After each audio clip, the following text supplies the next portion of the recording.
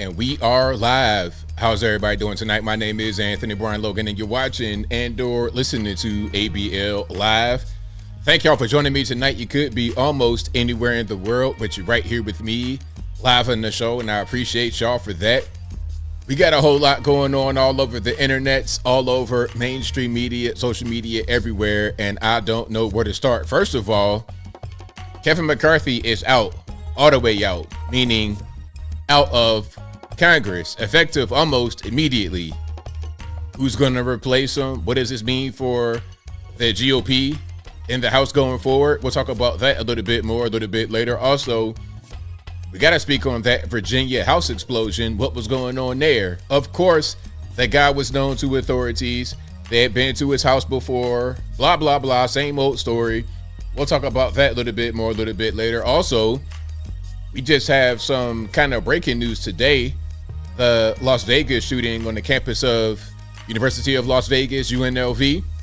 We'll talk about that a little bit more a little bit later. Gun-free zone. How did the gun get there? I don't really know.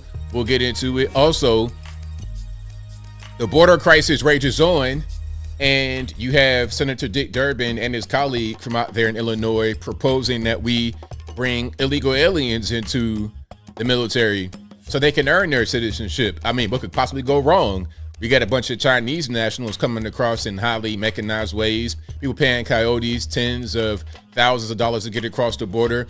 What could go wrong? Could there be any spies there? Could there be any criminal element cartels there? We'll talk about all those things and much more on tonight's episode of ABL Live. And I thank y'all again. Most certainly appreciate y'all for being here. Shout out to everybody for coming in. I really, really appreciate y'all. You could be almost anywhere in the world, but you're right here with me live on the show. And I most certainly appreciate y'all for that. If you like what you are hearing thus far, if you enjoy the content in general, please give the video a thumbs up, like the video, share the video, do all of that good stuff. That will help me out tremendously. We got quite a few topics to get into tonight, quite a few new videos for you guys, exclusive for the show. Shout out to you guys over on the YouTube. Shout out to you guys over on the Facebooks. I see y'all. And if you're listening to this show audio only, thank you as well. And if you didn't know, this is a podcast as well. It'll be available on your favorite audio streaming platforms at 8 a.m. tomorrow morning. So today is Wednesday. Tomorrow will be Thursday, 8 a.m. Eastern time. You can hear this show for 100% free audio only on your favorite audio streaming platform, whether that be Google Play, Spotify, Apple, iTunes, etc. Link for that will always be in the description. If you can just go to your favorite audio streaming platform, you can search ABL Live. I should pop right on up. And before I get into all my new videos and all the topics I have listed, shout out to the sponsors, of course. Shout out to patriotpost.us, your best source of news and information anywhere on these internets. Their link will be in the box, or just type in patriotpost.us in your browser. Go to the website and tell them that ABL sent you. Also, go to my merch website, ablmerch.com. That is ABLmerch.com. We got the hats, t-shirts, stickers, hoodies, mugs, and more right there on the website. Again, ablmerch.com. Also, go to my regular website, anthonyblogan.com. That is ANTHONY, the letter B, LOGAN.com. Go to the front page of the website. There's articles for each video that I produce. So if you're ever wondering, hey, ABL, where's the link? Where's the source? Where is the full video? Where is the video without you talking on it? Whatever you want is right there on the website. Again, for 100% free, just for you guys, AnthonyBLogan.com. Also, go to the contact page of the website, AnthonyBLogan.com/contact. You can find my email address, my snail mail address, my social media accounts, my Facebook, Twitter, not going to call it X, Instagram, all that good stuff is right there. And if you're ever wondering if it's actually me, first of all, a way to determine whether you are looking at me or not on social media is that I always have everything verified. All my accounts are verified. I have my Facebook, my the Twitter and YouTube, everything. Instagram is verified. I have 2 Facebook pages, actually. If you watch me on Facebook right now, the page you're watching me on is probably not verified because Facebook won't let me get that one verified. But I have my other Facebook page verified and they're linked together. It's a weird thing. I'm not really going to question it too much. It is what it is. But the main thing you can do is just go to my website, anthonyblogan.com/contact.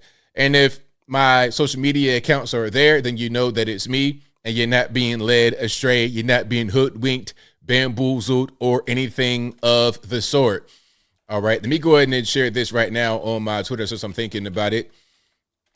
And of course, as I always say, you guys got to be careful. Don't get scammed out here in 2023. Ain't nobody got no time for that. Whenever I post a video on YouTube, what tends to happen is you'll have imposters that look like me.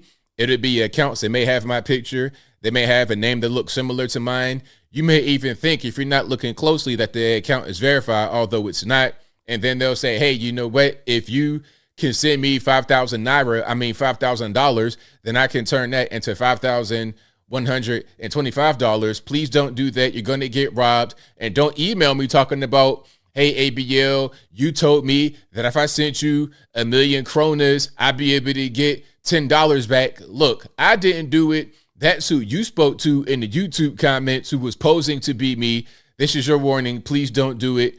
Don't nobody got no time for no 10,500 pound, the size of 2 4 F-150s, Polish dude laying on the ground, scamming you. That's not what I'm into. So please protect yourself. Don't give any money to any random Joe Schmo on these interwebs unless you like gambling and unless you like losing your money. If you want to contribute to the show, there's links in the box. I have the website. Everything is right there. I got the regular super chats, Cash App, PayPal, whatever you want is all available for you right here within the video and on my website, anthonyblogan.com. So we got quite a bit to get through, and I thank y'all again for being here. You guys are the best audience anywhere on these internets. I couldn't do the show without y'all. And shout out to you guys on the Facebook. I'm going to go ahead and share this over there as well. All right, y'all give me a second, and then we're going to do it this way. Boom, perfect.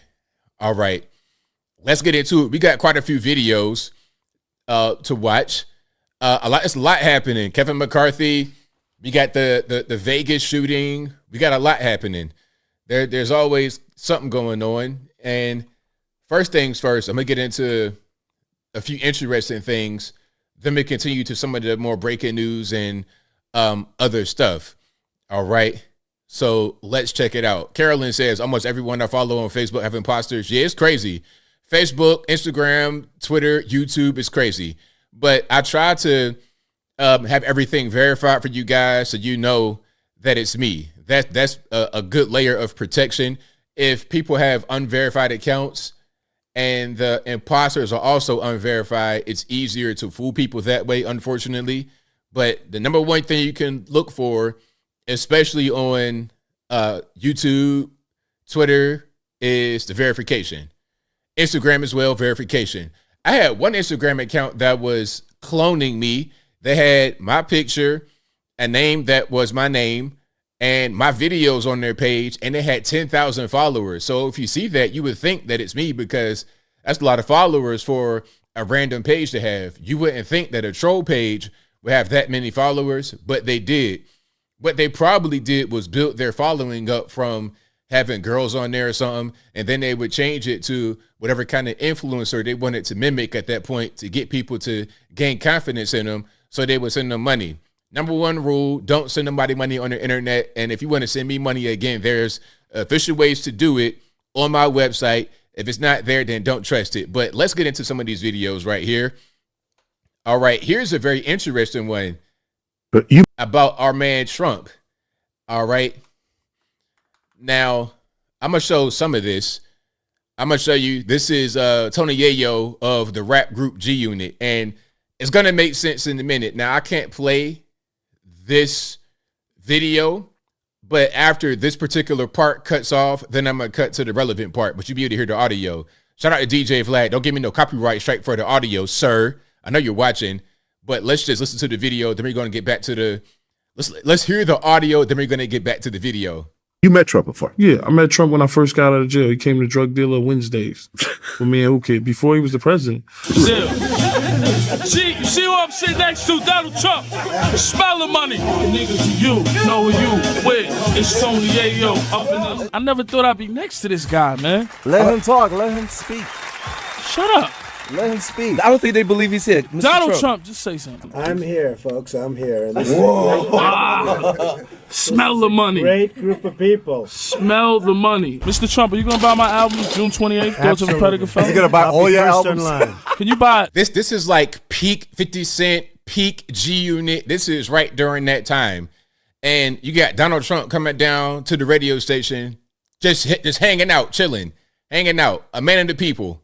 He was always that. So when people say, oh, ABL, Trump's a racist, since when? Since when did he become a racist? What, 2016? When he was already 70-something years old? Give me a break. 10 million albums? I can buy whatever you throw at me. Whoa. And I'll be first in line to buy your album. Thank you, sir. Wow, I just want to be your friend. I think 50's on your heels, Trump. Well, he's got to be catching me pretty soon. I tell you, he's doing pretty well. Hello? Yo, ho, where's 50 at? That's the boss. I'm right here. Oh, all right, 50. That's we a got familiar Donald voice. Trump here. I hear you on there with the big man. Yeah, I told him you on his heels. How you doing? Oh, man, I'm fine. Well, you know, I have some kids, and myself included, but I have kids, they think you are the best, the absolute best. Tell you, my little daughter Ivanka and my son Eric, these people, they just love your music. Wow. Man, I'm going to keep making it. Well, you're going to keep making it. You better keep making it. I'm going to have some angry children if you don't keep making it. Yeah. Nice talking to you. Congratulations on the great success, man. That's amazing. Man. So, he's racist, ABL. How could you like Trump? Everybody liked Trump. I remember Trump being spoken about all the time in these rap songs and videos, and he was like a cultural icon among the blacks. So to hear people call him racist now, I'm like, since when? They're talking about some stuff that happened in the 70s, some lawsuit. It's like, man, give me a break. Cut it out. Stop playing. Stop with the nonsense. All right. Yeah, nobody disliked Trump until 2015, 16 when he became Republican.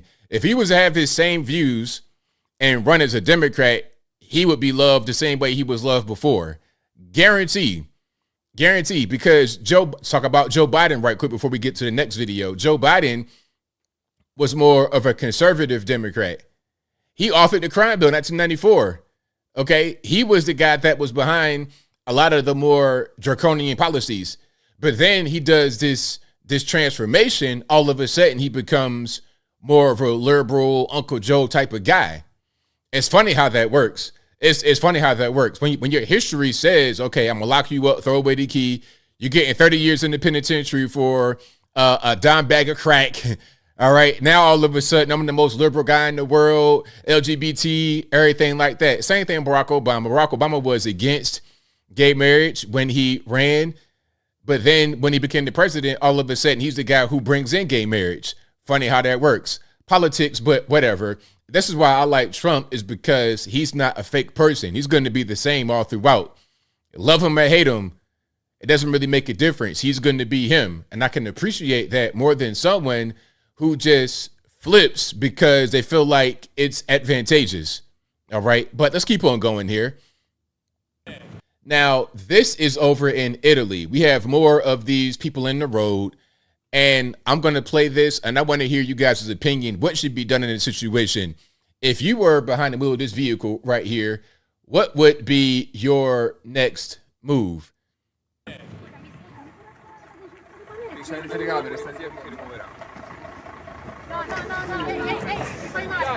non lo picchiare, dai. Non lo picchiare.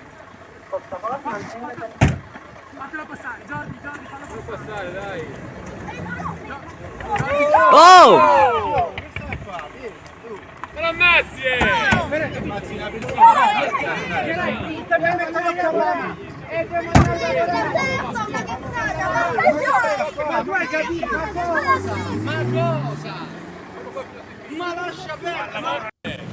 The Italian accents are hilarious. I don't know what they were saying, but it's funny. But if it's me and I'm behind the wheel of the car, look, man, really what's happening at a certain point, it's called false imprisonment.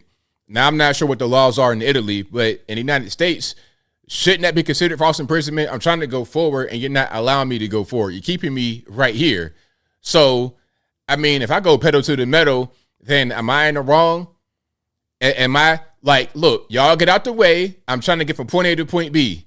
What are we doing? This trend of people just in the road, blocking it for whatever the reason.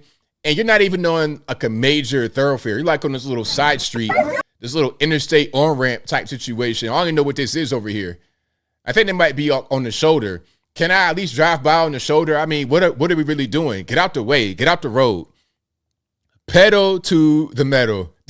Tom said, Mamma Mia, Luigi, Mario, spaghetti. Exactly. That's all I heard. Luigi, Mario, spaghetti. That's what I heard. But yeah, I'm pedal to the metal, man. Don't nobody got no time for this, man. You want to protest a certain thing? I support your right to protest, but protest peacefully. And peacefully protesting does not mean get in the center of the road and block my forward progress. That's false imprisonment. And since I'm being imprisoned, I'm being held against my will.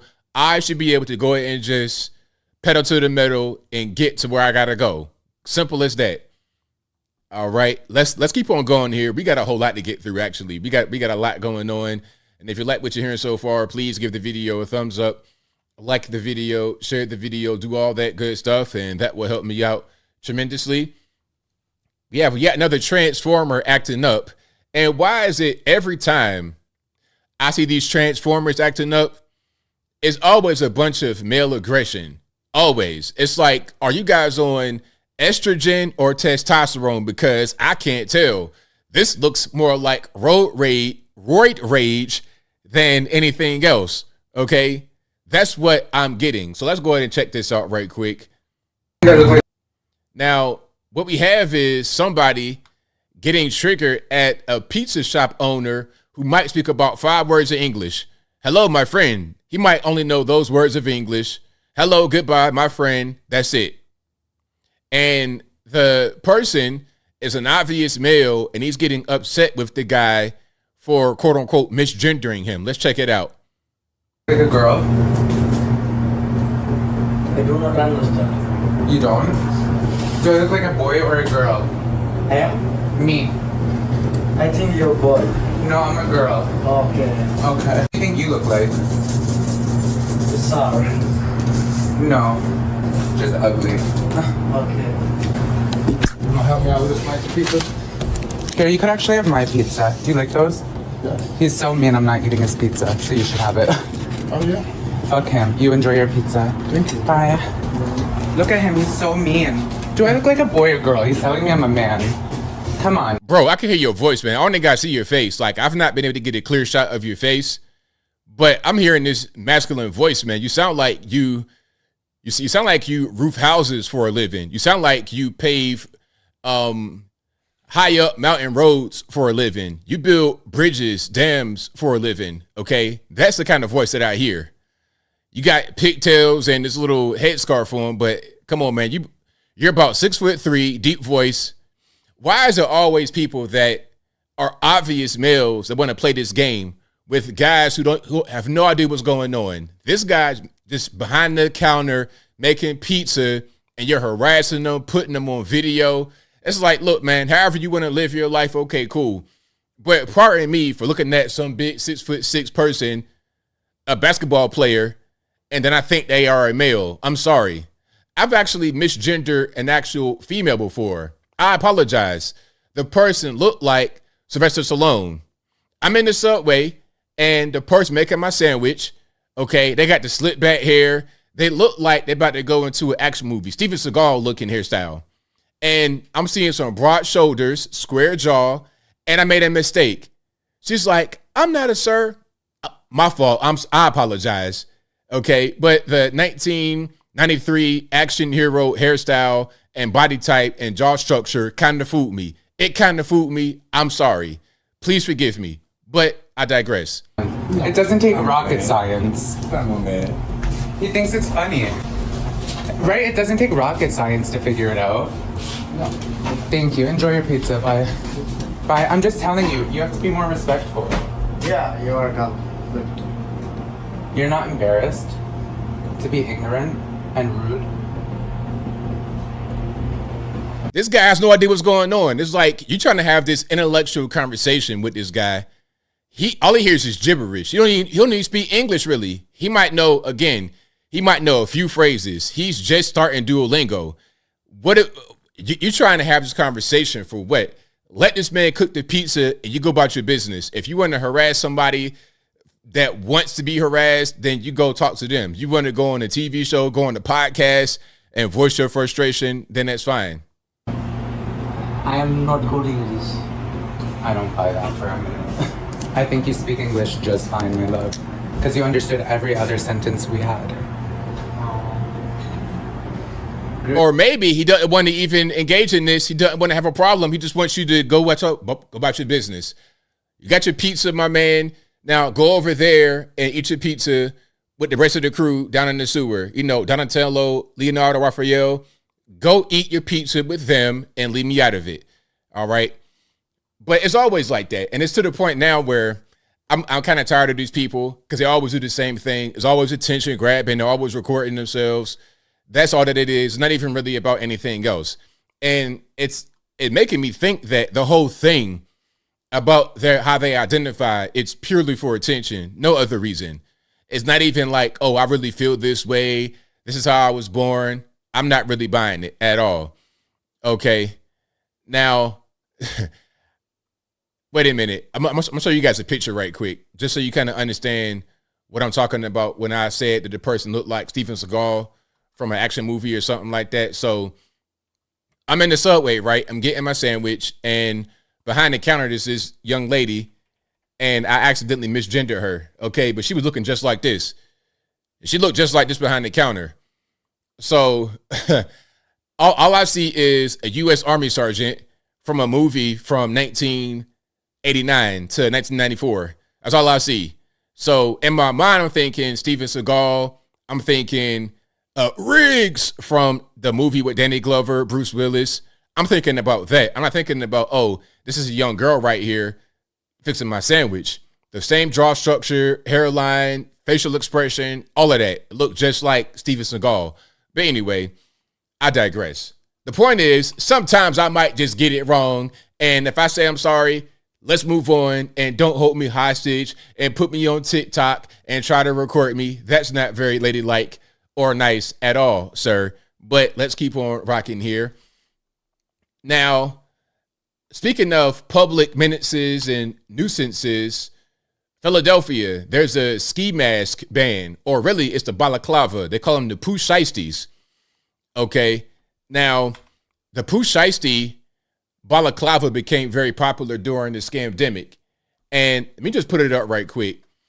I got to put up Pooh Shiesty, the rapper, so you kind of understand why these ski masks became very popular and a certain demographic loves to wear them.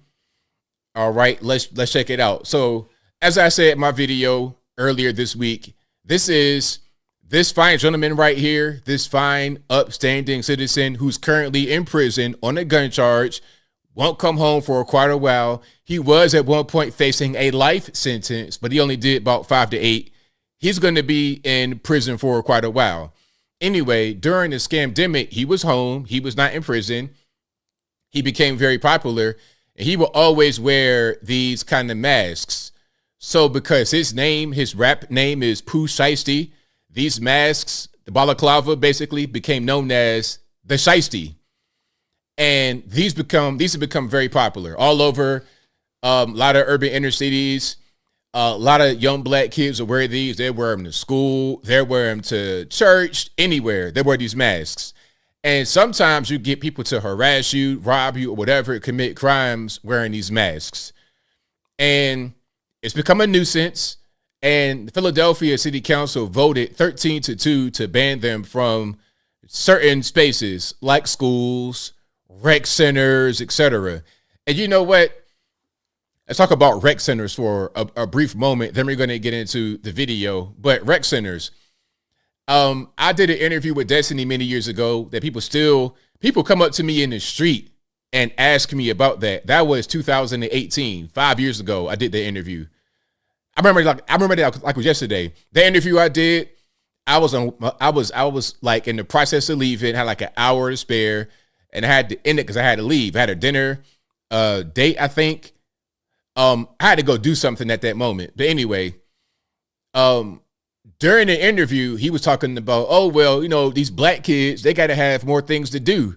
They got to have basketball. I'm like, basketball? You think basketball is what we need to like stop the crime problem? The rec center, basketball court, that's where a lot of the crime happens. That's where a lot of the crime happens.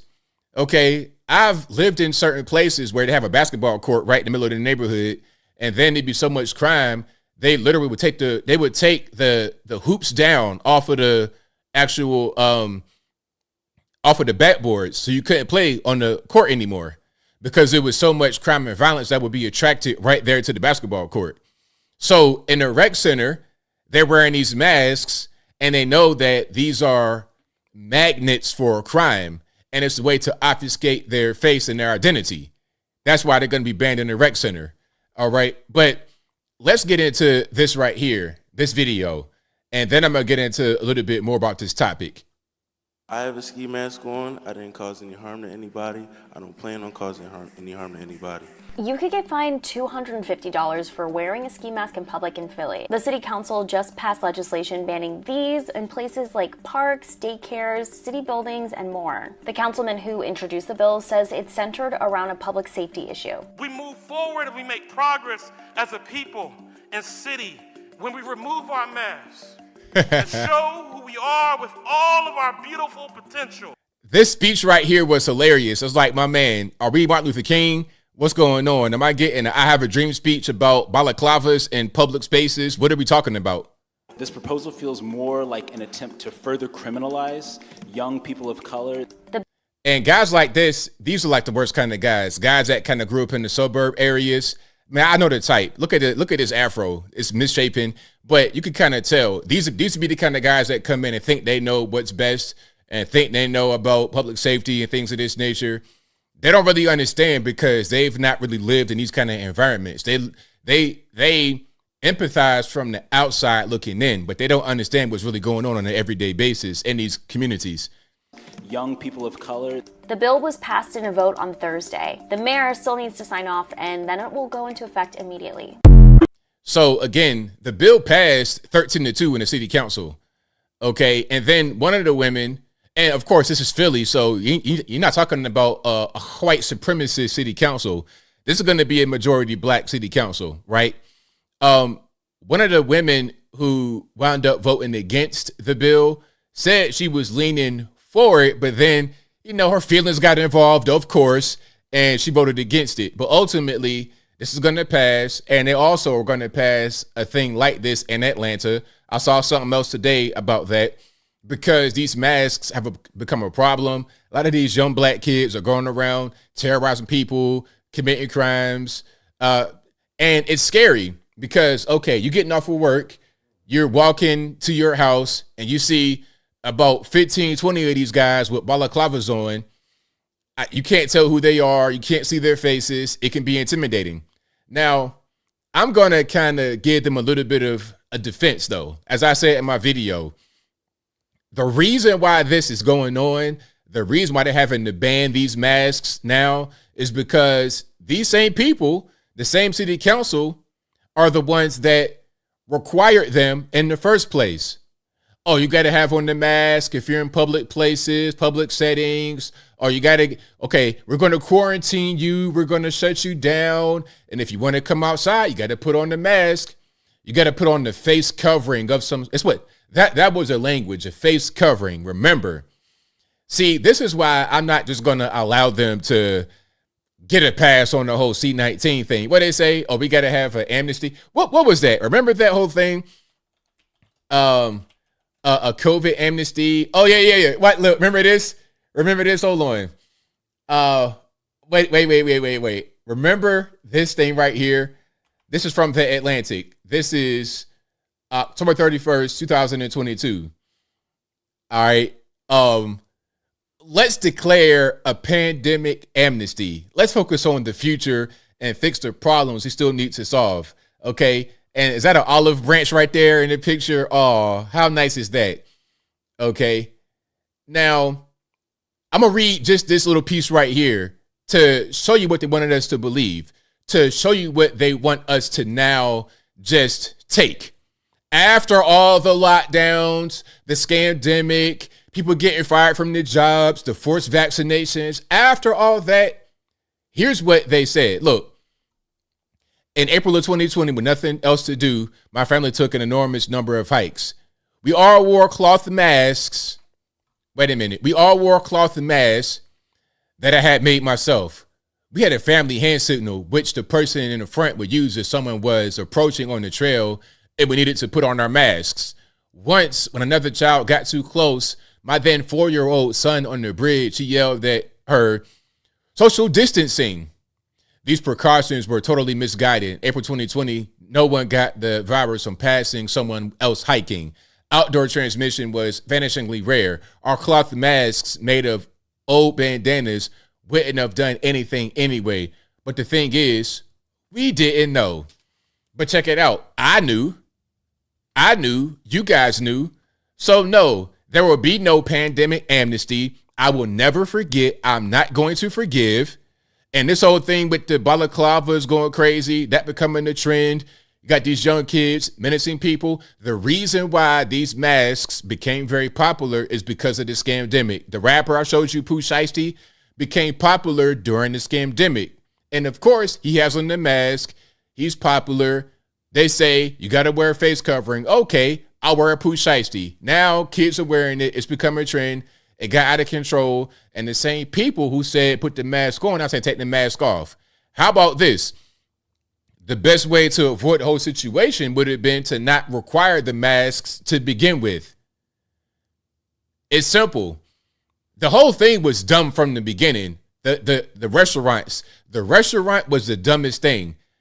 Put a mask on when you go inside the restaurant, but then when you sit down and eat, take the mask off. Make that make sense. So you're eating, you got all kind of particles of schmutz and everything going everywhere. I got spaghetti and meatballs, all that. I'm slinging pasta sauce and I'm slinging noodle water everywhere, all over the restaurant. But I put my mask on when I come inside. I'm gonna spread more particulates while I'm eating. And then the funniest thing was where they said, keep your mask on in between bites. It's like, what? Okay, I have to get the food in my mouth, so you're still going to spread stuff that way. It didn't make any sense from the beginning. It was dumb from the beginning. They made a mistake. Now they got to pay for it. That's why we got the high interest rates and we got all kind of economic problems because of C-19. All the money printing and spending we did to make up for not going to work. Now they got the whole thing, what they call it, like city rot or the economic doom loop, the city doom loop, where during the scamdemic, everything was remote work, stay at home, don't go to the office. As a result, businesses that have office buildings, they got to close those down. Businesses that are close to the office, they got a lot of foot traffic from the office. Those are having to do different things. They're having to shut down. It's been a big impact from all this stuff we did during C-19. All right. Now they're trying to fix it. Now they're trying to say, oh, we're sorry. But anyway, I'm getting triggered, so I digress. All right. Let's keep on going here. Let's talk about the Vegas shooting. Now, this happened today. I was seeing some things about this. I've not looked at it a lot. I don't know. The shooter, they said, is dead, but I'm not sure if he got deleted or if he deleted himself. I have no idea, but they did get him. Let's check out what they had going on here. Now, this is a video of some of the rooftop snipers that came out after the shooting was reported. So it's probably like local police, maybe. I'm not quite sure if they're federales.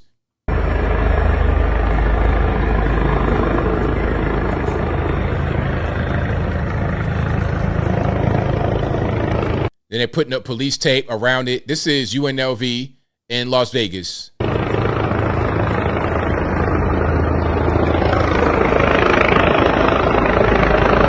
Got the bird in the sky.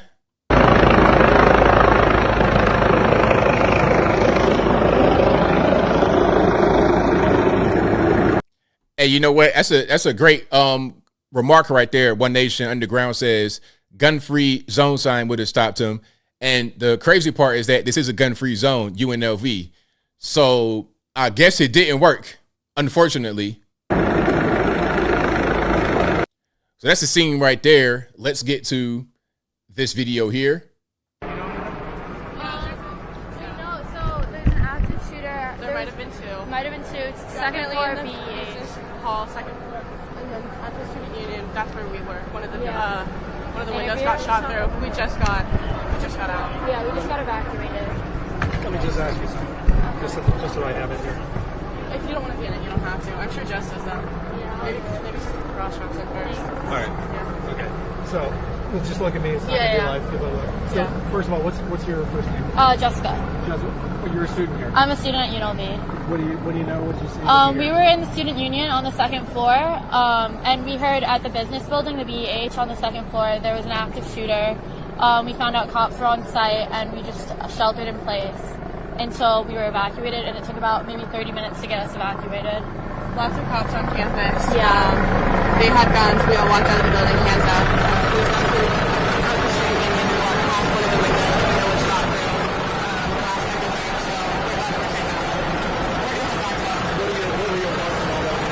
Sorry for the audio. The audio is pretty loud. I can't tell how you guys hear it in your headphones or in your TV or whatever you're watching. But I'm going to go ahead and cut that video right there because the audio is kind of bad on it. But you kind of get the idea of what's going on. I'm reading right here when you guys said that 3 deceased, 2 injured. I think that's the count right there. You guys let me know if that is correct. Tom says last reported 3 dead, 2 injured, not counting the shooter. All right. So that's what's going on out there in Las Vegas. And as far as any kind of motive, if the person attended the school, if it was random, I have no idea. And a lot of these shootings, when they go to a campus, what usually happens is the person is a student, a former student, knows about the school, that kind of thing. That's usually what happens, but that's not always the case. Now, that's about a college campus specifically, but it's not always that way. Okay. Yeah, hold on. Papa Naya Shelley says, oh, snap, I was wondering what was going on by UNLV. Literally was a block away, annoyed by the traffic. And that's what was happening. You had a mass shooting right there at UNLV, right on campus. Let me see if I can find more right here. And we'll keep on going after that. All right. Let's watch some of this. It's kind of like still breaking, so it's not a lot of concrete information. We're gonna listen in to this. Yeah, it's just a bunch of live coverage, a lot of breaking information. I'm gonna see if I can find. So AP News says 3 killed, shooter dead, 1 critically injured, and actually remember they had the shooting not too far away in 2017 at the concert with 60 people dead. Now, do we know who did that, why they did that, how they got all that firepower up high in the hotel? Do we know how that whole thing went down? Like, do we get answers from that? I'm not saying we did. I'm just asking if we did, because I may have missed certain updates about that particular story. If you guys know about that shooting from 2017, any new updates on that, let me know in the comments below. But yeah, is a college liberal? I mean, pretty much all colleges are liberal. It's going to be kind of hard to find a college that's not liberal in 2023. That's going to be a difficult thing to come by. All right.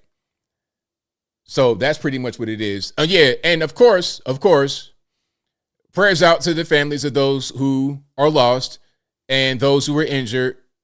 Hopefully everybody's able to get well soon who is still injured. And prayers out to the families of those who are deceased. Again, the mass shooting at UNLV today, University of Las Vegas, right there on campus, you have 3 deceased, not including the shooter who was also deceased, and 1 critically injured. And hopefully that it doesn't rise. Hopefully it doesn't rise. I think the police were able to neutralize this guy pretty quickly. They have their own police at UNLV, and then they also have Las Vegas police. So you have UNLV police, then Las Vegas police. I think they're going to have the federales get involved as well. All right, so that's what's happening. If I have any more updates about that, I will let you guys know. And speaking about events like this, we have the explosion in Virginia. Now, this was really crazy. I got to find the guy that is allegedly involved with this. James Yu. James Yu, this guy, of course, was known to authorities. They had been to his home before. He had a bunch of postings on social media that showed the declining mental health state. They already knew this guy before the whole thing happened. And it's always like this. I ain't gonna say every single, but in a lot of these mass shooting events, they know the guy. When I say they, I mean the federales. You see what it says right here. Man believed to have fired shots before a Virginia house exploded, died in the blast. That was kind of a mystery, but it was, if you saw the explosion, it was pretty clear to see what happened. So the guy's name's James Yu, 56 years old, identified by Arlington County Police. But he had all types of crazy postings, things that didn't make any sense. He was making like really crazy connections. His family was worried about him. I think his wife, I think he was married. I'm not quite sure if she was there or not. All they said is that he died in the blast. So it says the owner of a Virginia house that exploded as police tried to execute a search warrant is believed to have died in the blast. Officials said on Tuesday as details emerged about numerous grievances he expressed against neighbors and others on social media and in lawsuits. So he would send government officials letters incessantly. He had lawsuits. He was really active on LinkedIn. He had basically a hit piece against his neighbors on LinkedIn that he wrote. This guy was spiraling. I don't know what caused it, but one thing that may have caused it was watching too much television. Now, I'm not going to sit here and say that the TV caused him to blow his house up and delete himself, but when you watch an MS-13 DNC and they keep talking all this stuff about one particular thing over and over and over and over and over again, things that aren't true, lies, falsehoods, it's not going to help you if you're already in a fragile mental state. It'd like bring you over the edge. Now, will they be blamed for what happened here? No, of course not. Of course not. But let's watch the actual explosion. I don't want to get signed up, AP, so let's not do that. But let's watch this. Here's the explosion, and RIP headphone users in advance.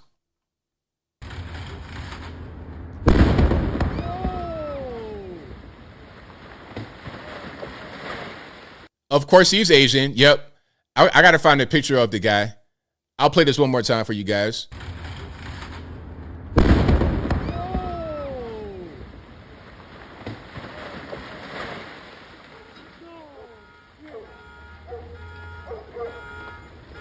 I mean, that's a pretty dramatic explosion. I mean, now, one thing to notice, if you look, there's police vehicles right in front because they were trying to serve a search warrant.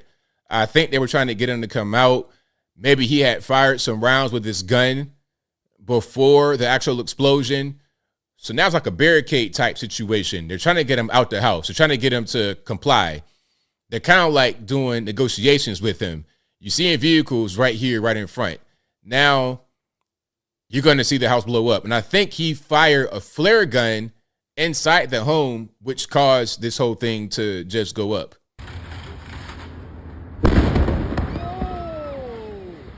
Now, he may have had explosives in there. He could have hit a gas line. It could have been a combination of both. I have no idea. But he did something inside the house to make it blow up because houses don't just blow up by themselves for no reason, all right? So that's what's going on. They got him out. Well, they did get him out in pieces, but unfortunately, that's what happened. Now, here's a picture of Mr. James Yu. One of you guys said he's Korean. I don't know his ethnicity necessarily, but he probably is Korean with the last name Yu-Y-O-O. So that's him right there, James Yu. of Arlington, Virginia.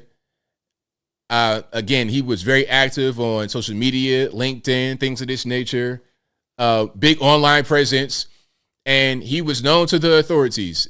The FBI had gone to his house before, and he wrote a letter to a government official asking why the federal rallies came, and it was really strange. He had a lot of strange emails that didn't make any sense. Like, he had one thing he wrote about Flavor Flav. I'm not making this up. I swear on everything.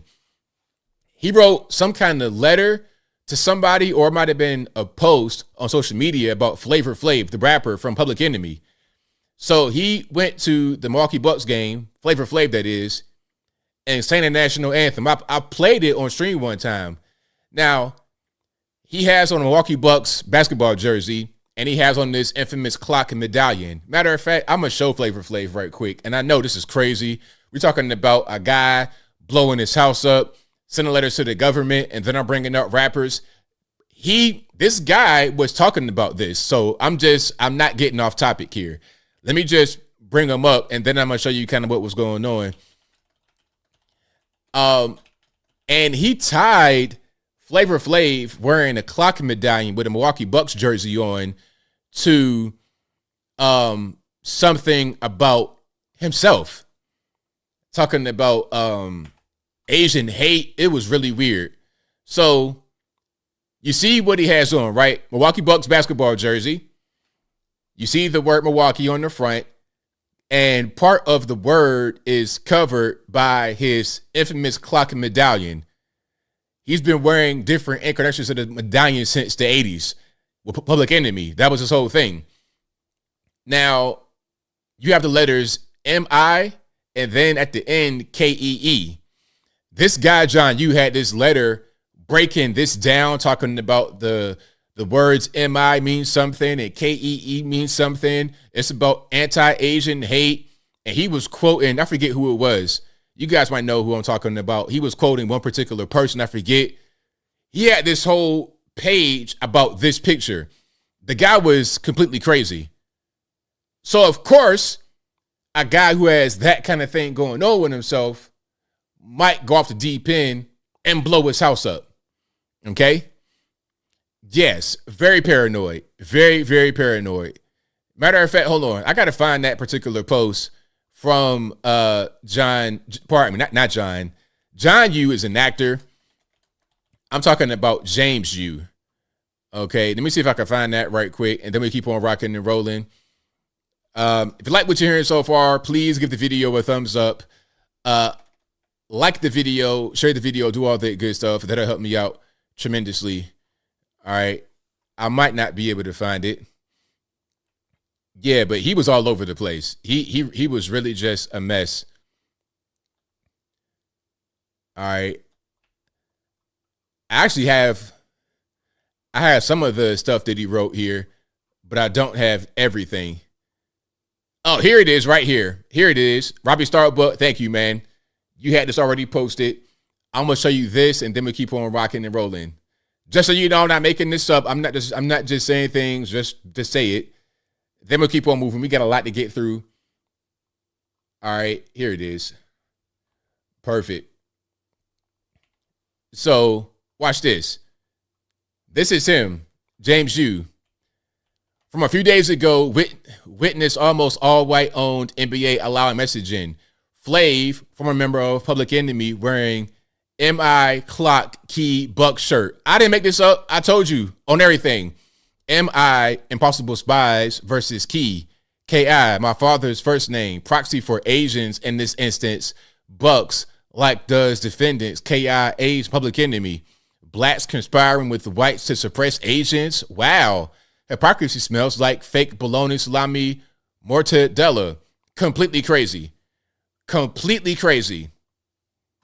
So the question I have is, when you know somebody's a few trees short of a forest, a few crayons short of an entire 64 count box, a few nuggets short of a Happy Meal, what do you do? What can your actual next course of action be? If you go to his house and you visit him and you see he's crazy, what can you do to prevent him from blowing his house up or committing a mass shooting?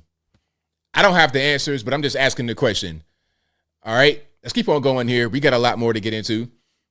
Here's an interview from a guy who was right there on the scene of the actual explosion. Come out, we don't want to hurt you. And then they ended up driving the SWAT truck through the front door with like a pile driving arm.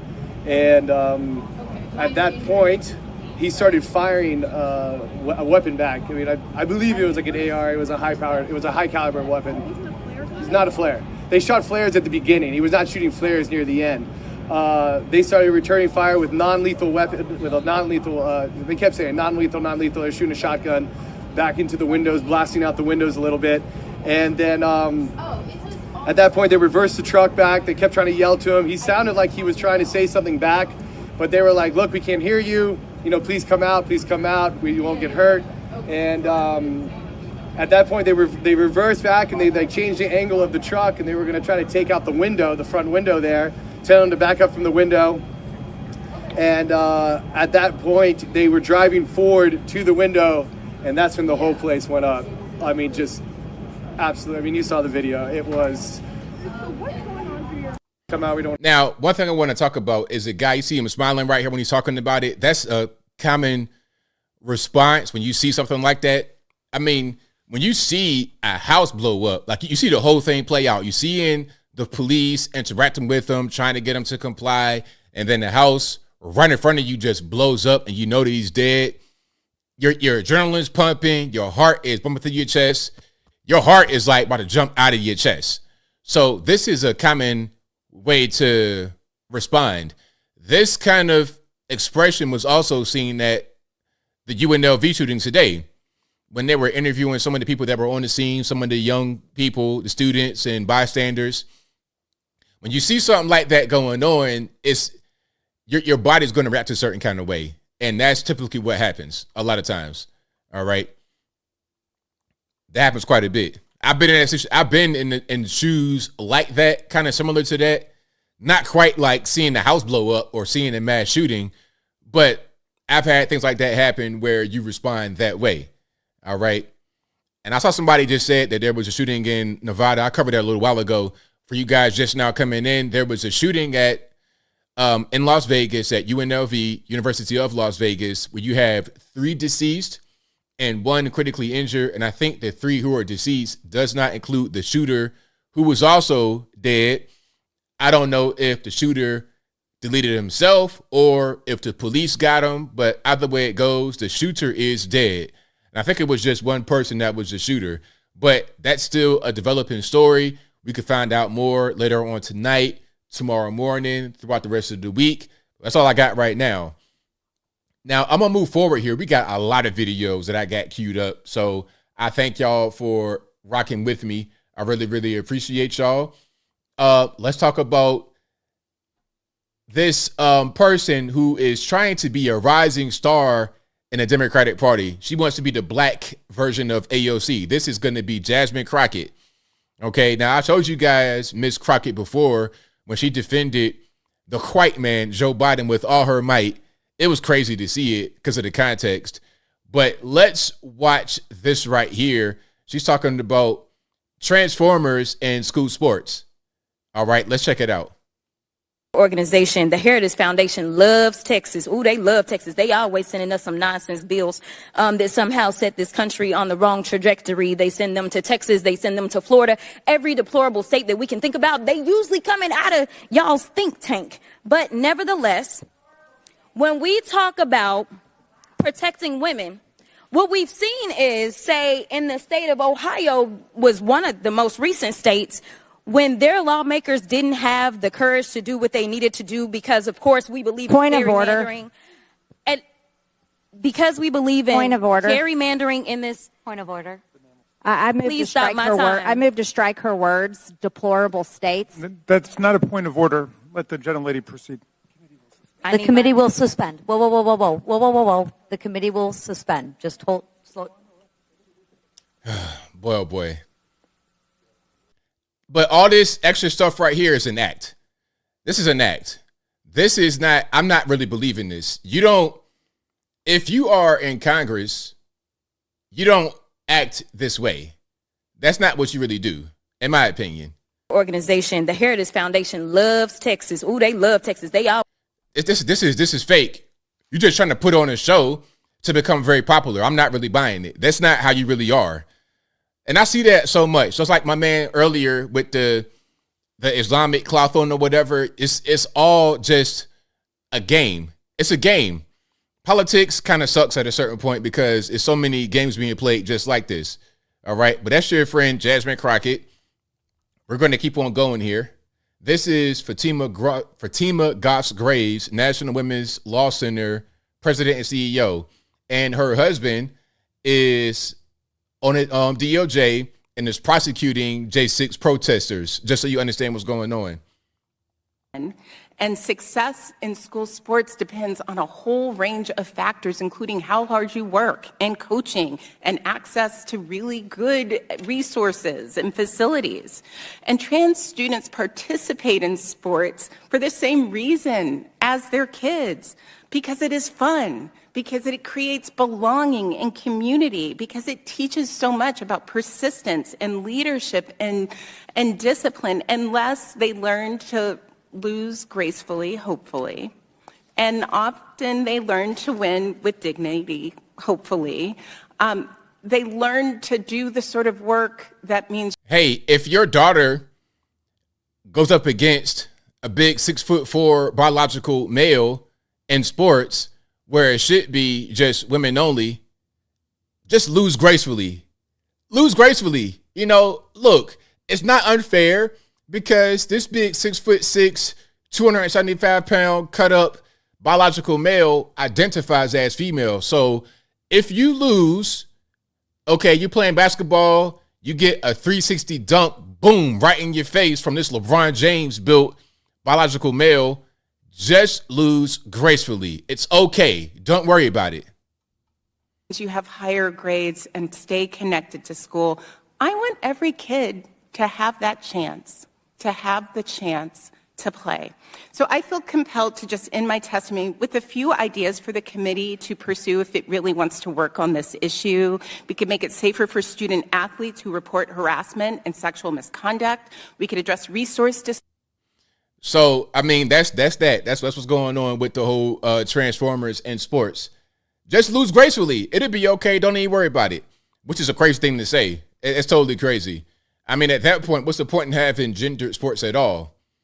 Oh, and you know who else kind of agrees with that? You know who agrees with that particular point? Well, not that point specifically, but they agree with that line of thinking. You'll never guess who agrees. All right. Now, let's put her on the screen, shall we? Let's put her on the screen. Madam Ambassador, another question is what care should be on the table when a 12-year-old child in this country assigned female at birth says, actually, I feel more comfortable living as a boy. What should the law allow the response to be? Well, I think the law should stay out of it, and I think parents should handle it. Okay, can we hear that one more time? Let's just listen very closely. The question, hear the question, and then hear the response.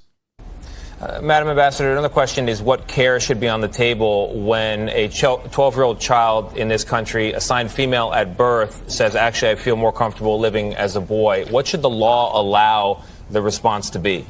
So, okay, when it comes to a 12-year-old that says, you know what, I don't feel like the gender I was born as, what should the law allow at that point? Now, do you think there should be laws that says, you know what, if you're 12 years old, maybe you shouldn't be able to get your thing removed. Maybe you shouldn't be able to have that happen as a minor. Maybe you should be an adult. You want to be an adult and do something like that, then go for it. But maybe, just maybe as a minor, that might not be a good idea. Now, what does so-called Republican Nikki Haley, GOP candidate right now, what does she say? What's her response? Well, I think the law should stay out of it, and I think parents should handle it. So, hey, it's whatever. If the parents say that their 12-year-old can get gender reassignment surgery, then go for it. If 12-year-old Billy wants to remove his thing, his twig and berries, and become Barbara, then go ahead and go for it. Why not? Nikki Haley, your GOP candidate running for president right now, GOP, Republican. If that is a Republican, I can't tell. If she's Republican, what does being Republican mean? What values do you have at that particular point? I can't call it. Look, again, you want to be an adult, do whatever you want to do to yourself. It's your body. You do what you want to do to yourself. But last I checked, minors could not consent to things like this for a good reason, because they're minors. But I digress. I'll move on. If you like what you're hearing so far, please give the video a thumbs up, like the video, share the video, do all that good stuff. That'll help me out tremendously. Okie dokie. Now, speaking of politicos, we got your man, Kevin McCarthy. Kevin McCarthy has quit. So, effective almost immediately, Kevin McCarthy is out. Now, when the news first broke, they said that he was not running for re-election in 2024. That's true. But the next part of that is he's going to actually step down, like right now. And here's what's going on. He would have had to file in the next few days for re-election next year. And if he didn't file, that would have been public news. That would have been known publicly. So then it would have been reported. It would have been the story. And they're going to ask questions. Hey, McCarthy, why are you not running? Why are you not running again? What's going on? He would have had to announce he's not running again, and at the same time still be in office while he had been ousted as Speaker of the House. So rather than going through all of that and being a distraction, he's like, okay, I'm gonna just step down right now at the end of 2023. All right, so now this video I'm going to show you is from earlier in the year. Well, just a few weeks ago, actually, September the 19th, right after the whole ousting kerfuffle. And then we're going to get into the new information about him stepping down. I mean, your question is just give up and quit. I'm the wrong guy to ask that question to. I never quit. I'm not working for some member sitting in our conference. I'm working for this country, and I'm never going to give up on the American people. I'm going to work every day. And you know what? If I come up short today, I'm going to work harder tomorrow. That's what I do. I mean, your question. So this was in September, okay? And he did quit. But I pretty much saw this whole thing coming. As soon as he got ousted, I saw it coming. Now, and I'm seeing some comments. Yet another seat given up from the right. Yes, of course, in the House. And we already had a razor thin margin.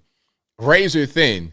Now, this is one of 3 seats we're going to lose in the next, what? Well, you already lost George Santos because of that whole situation, which, I mean, we could talk about George Santos doing X, Y, and Z. I got a video I'm playing a little bit from Rob Smith that he kind of talk about that, and I'm gonna break that down in a minute. But George Santos got removed from office without being convicted of a crime.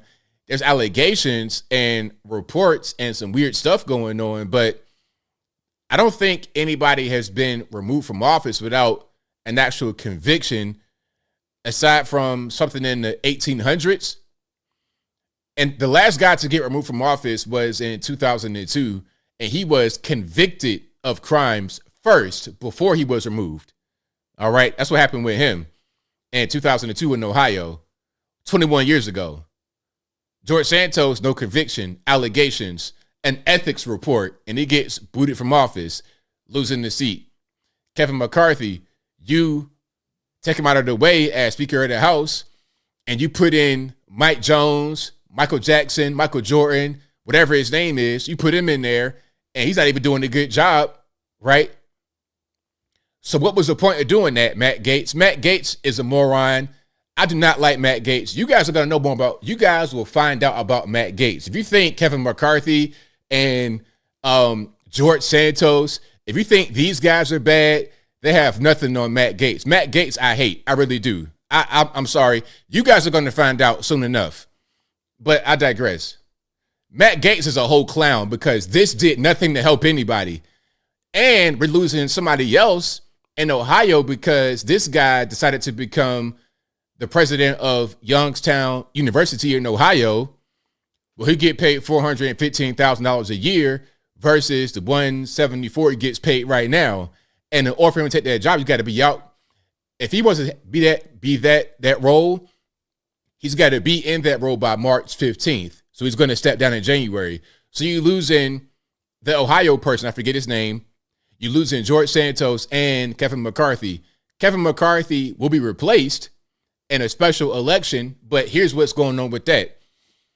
In California, at least, Gavin Newsom has between 70 and 90 days to call a special election. So the seat will be vacant until the special election happens, and then they bring in the next person. So you could have an empty seat until May of next year. So January, February, March, April, 5 months of an empty seat, completely vacant with nobody in it. New York, same way. Special election, months without somebody in that seat. And in the meantime, they're going to try to pass legislation. They're going to try to pass funding and things of this nature with almost, it's only going to be a 2-seat margin of, just like 2 seats because you're losing 3. It's a mess. Matt Gaetz, I hate. I don't care. People can say that. People can say whatever they want to say. He's the worst. He really is. He's bad. All right. Now I'm gonna play Rob Smith, what he says right quick about George Santos and the whole situation. All right, guys. So let me get one thing straight. There are war criminals in Congress and Senate right now. There are people who insider trade. There are people who cheat on their wives with male staffers while promoting family values. There are all of these people in Congress and Senate right now, as we speak. And George Santos, Katara, okay? George Santos is the person that they decide to expel from Congress. They decide to expel George Santos from Congress to bend the knee to Democrats and to completely take the choice away from all the voters in George Santos' district. And this is not even about George Santos because George Santos is kind of a dick, and I'll tell him that to his face. This is about the swamp that is in Washington, D.C. right now, subverting the will of the voters to bend the knee to Democrats. That is what this is all about. And if these people will not even protect their own, if they will not even protect an elected official that was elected by his constituents to represent them, if they will not protect that dude, and they're going to bend the knee to Democrats to try to look a certain way to them, what do you think they're going to do for the American people? What do you think that they're going to do for you? Okay? They're going to do absolutely nothing but protect themselves. It's crazy how kind of triggered I am by the Santos expulsion from Congress because it's not even about him. It's about how corrupted Congress has become. It's about how corrupted the swamp is. It's about how Republicans do nothing but beg for your money, okay? Yes. And they will not even protect their own. That is the nuttiest part to me. These people will not protect their own. So I don't know why I'm so triggered by this, but after 5 years of doing this and seeing all that I've seen in DC and the swamp and the Republican Party and all of that stuff, just seeing all that I've seen, I've come to the conclusion, honestly, that it is hopelessly corrupt.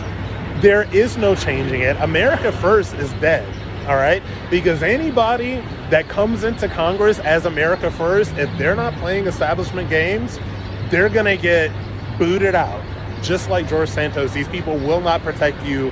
I personally regret spending even a second of my time and my energy defending the Republican Party because they suck.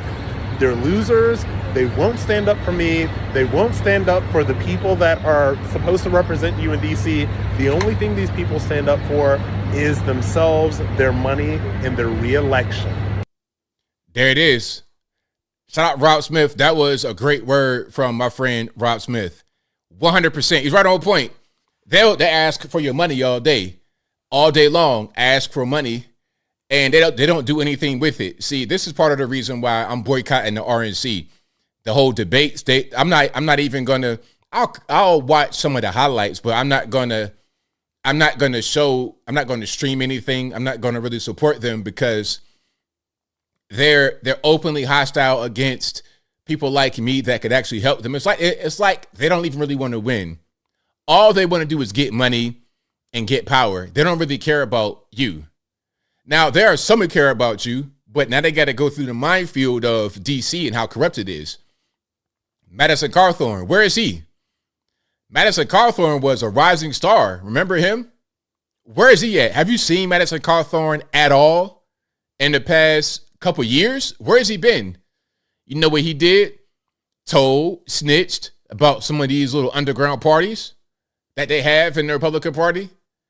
Talking about I was invited to a party and they want me to come to their home, all this, that, and the third. After he said that, he was done. Totally done.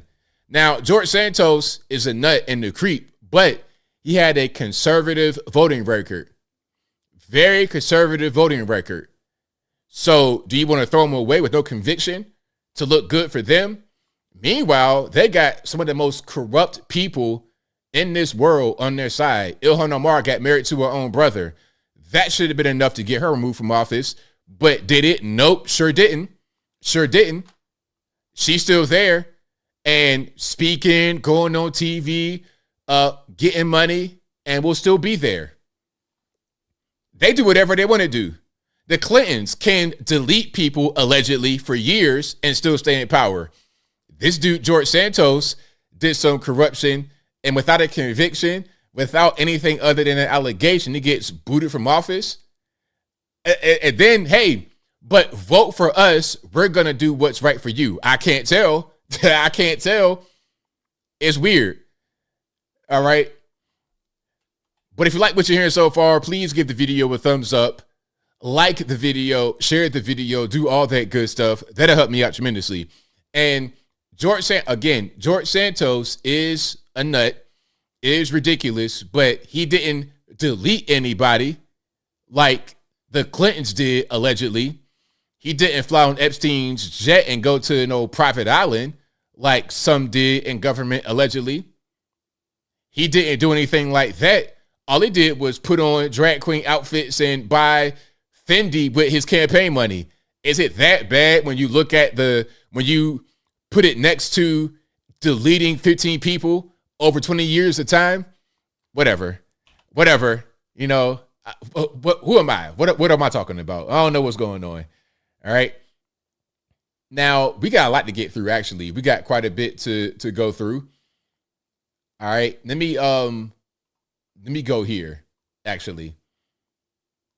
So how do you guys feel about what Dick Durbin is talking about as far as politicians and whatnot?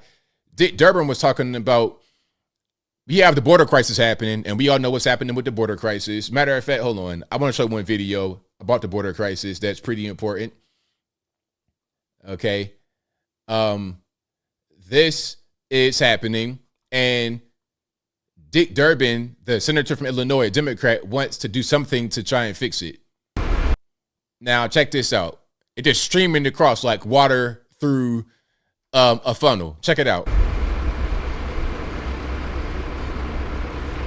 Right through the wall. They cut part of the wall out and just letting them come across. Okay. Nice book bags. My man got luggage, like regular airport luggage, going straight through the wall. My man got on a plane from Africa, of course, with his regular luggage, and then walked to this particular part of the wall and hopped right across. Right? Nice clean cut right there. Straight through the wall. Now we have this happening, and we have hordes of people coming across.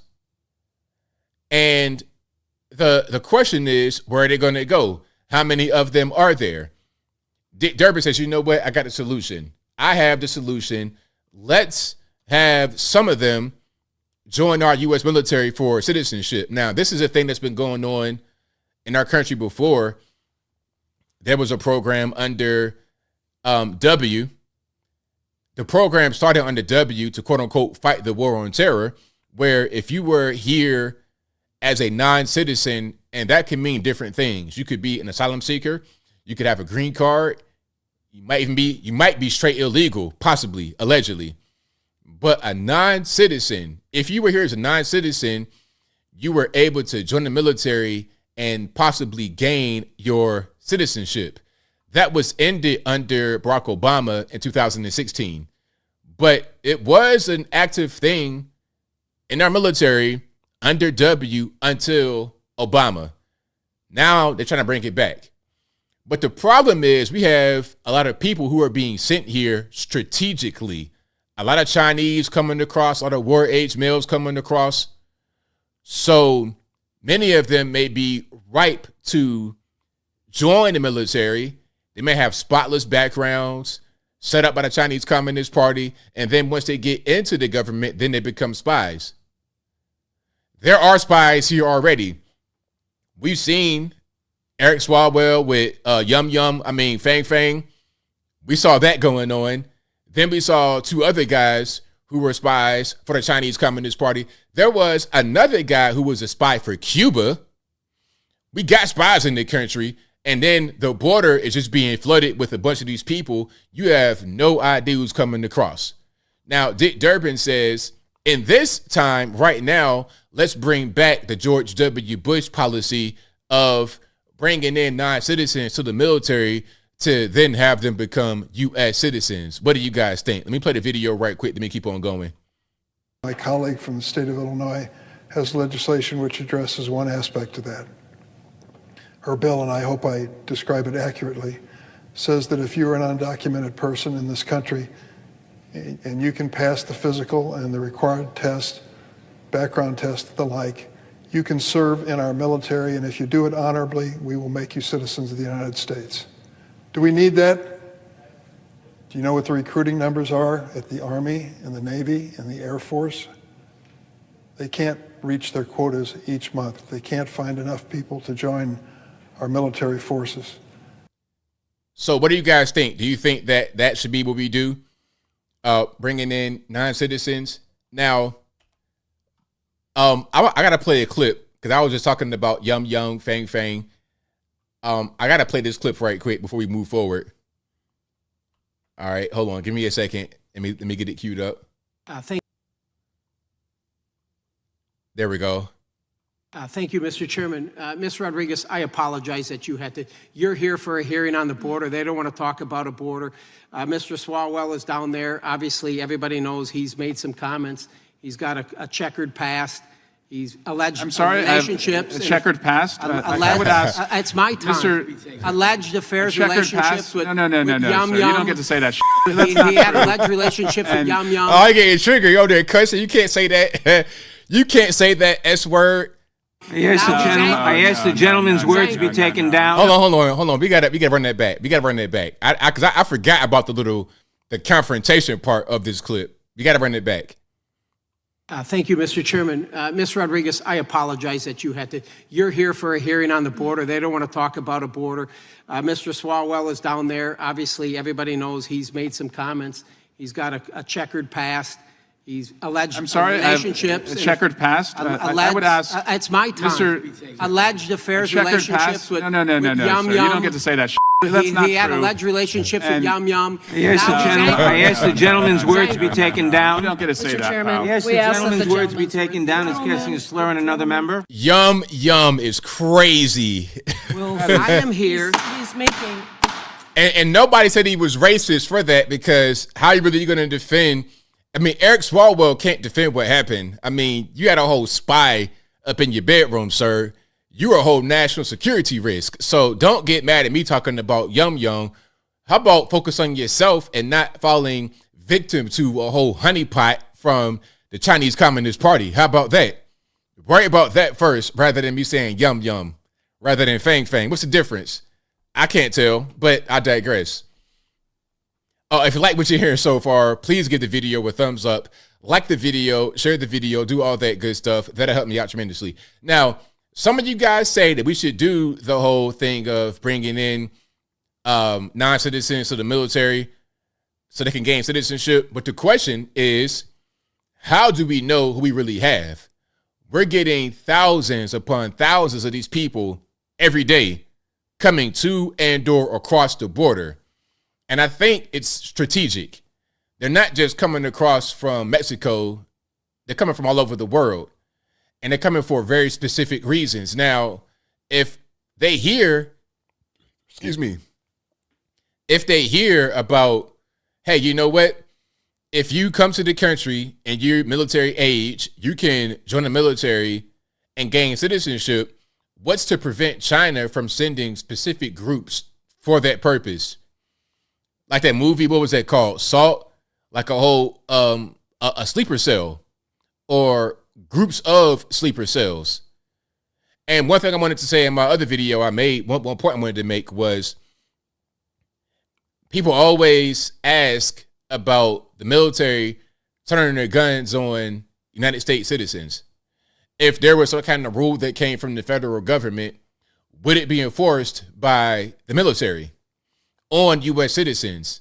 And the common response is, well, no, why would the military turn their guns on their fellow citizens? But what if they're not? What if they're not fellow citizens? What if they don't have loyalty to this country? What if they just got yesterday? What if they just got here yesterday and they were sent here for that purpose to be used against you rather than be used to protect you? You know, it's a thought I have in my mind. Now, you may have some non-citizens that become part of the military and do very well, but many of them might not. And you still have military problems, issues with leadership, things of that nature. And that's not going to be changed with a bunch of non-citizens joining. So there's always that going on, but we're going to get into more here. Now, New Yorkers, are you okay? What's going on with New York City? Are you okay in New York? How are you guys making it? Now, California is bad enough. You got these really high home prices, high taxes, gas, everything is just high as the sky. If you don't smoke crack for a living, if you don't smoke fentanyl, shoot fentanyl for a living, or if you're not a tech bro, if you're not some kind of rich Hollywood executive, if you're not one of these people in the very, very low class, living like dirt or high in the sky, and you're like a normal person right in the middle, how are you making it? You're being squeezed. You're being totally squeezed out of existence. Now, New York City is going to charge you money just to go to Manhattan at a certain time. Let's check this out. And so it begins. New York City will be the first city in America to charge Americans just to go to work in the morning. Very first state in the nation, the very first city in America to have a congestion pricing plan. Americans will have to pay around $23 per day. Passenger vehicles would be charged $15 to enter the congestion zone, trucks between $24 and $36 depending on size, and motorcycles $7.50. Those tolls would be charged once per day and would be in effect between 5 a.m. and 9 p.m. on weekdays and 9 a.m. and 9 p.m. on weekends. Fees. The proposal aims to reduce traffic congestion, and so it begins. New York City. Now, New Yorkers, how are you living? So you have tolls, what, $15, $23 a day just to go to Manhattan? Is that what I'm seeing? This is ridiculous. I've not seen the toll. Look, where I live, I've not seen the toll in years. When I was in Virginia, it's tolls everywhere because you got bridges, tunnels, things of this nature. It's tolls all over the place in Virginia. It was too much. Like you got a toll on the high-rise bridge, a toll on the it used to be called the Dominion Bridge. I think it's called the Veterans Bridge. The Veterans Bridge, a high-rise bridge, downtown tunnel, midtown tunnel, the Jordan Bridge. It's like 5 tolls within like 10 square miles. It's like in a very short distance, it's tolls everywhere. It's hard to avoid tolls back in Virginia. But now where I live, no tolls. I can go from here all the way. I could drive from Chattanooga, Tennessee, up 75 through Knoxville, Bristol, Roanoke. I can go all the way up to West Virginia. There's no tolls. I can go all the way to D.C. Now, once I get to D.C., there's tolls. But I can go from here to D.C., no tolls. I can go from here to Norfolk, all of that, there's no tolls until I reach Norfolk. I can go from here to Nashville, maybe even Memphis, 5 hours away, no tolls. I can go from here, Atlanta, Macon, Jacksonville, Florida, no tolls. New York City, you got to pay that just to get to Manhattan from what, Brooklyn or somewhere? Forget about it. Forget about it. It's just ridiculous. I mean, it's another tax. But, hey, guess what? Don't worry about it. You know what? I have a silver lining to the whole toll kerfuffle in New York City. Check it out. At least you know your hard-earned taxpayer money will be going to pay for illegal aliens, migrants, asylum seekers in the city. So don't feel bad about charging or paying $25 to get to Manhattan to go to work every day and work hard, because just know some anchor baby will be living just fine off of your money. Doesn't that just warm your heart up? Doesn't that warm your heart up? It warms my heart up. But anyway, if you like what you're hearing so far, please give the video a thumbs up, like the video, share the video. $7 billion spent on migrants in New York City. In the whole country, $451 billion with a B, $451 billion in 1 year spent on migrants. And I had a tweet that kind of went viral about this whole kerfuffle. I'll pull it up for you guys right quick. It kind of went viral. Let me see if I can find it. I don't even know where it's at. Hold on. Give me a second. Let me see. I gotta find that. I gotta find that tweet. I got it somewhere. People responded to that tweet. It's all over the place. People, all of my mentions, talking about, oh, you're a liar, all this and that and the third, all kind of stupid stuff. But what I said, here we go. Let me throw it up right here. Trump offered the black community $500 billion. Black people refused it and voted for the guy who gave that same money to illegal aliens. That's crazy. Insanity. Now, this tweet has a lot of engagements. I think it had there it is, 474,000 views. Roland Martin responded talking about, oh, you're a liar. You're a liar.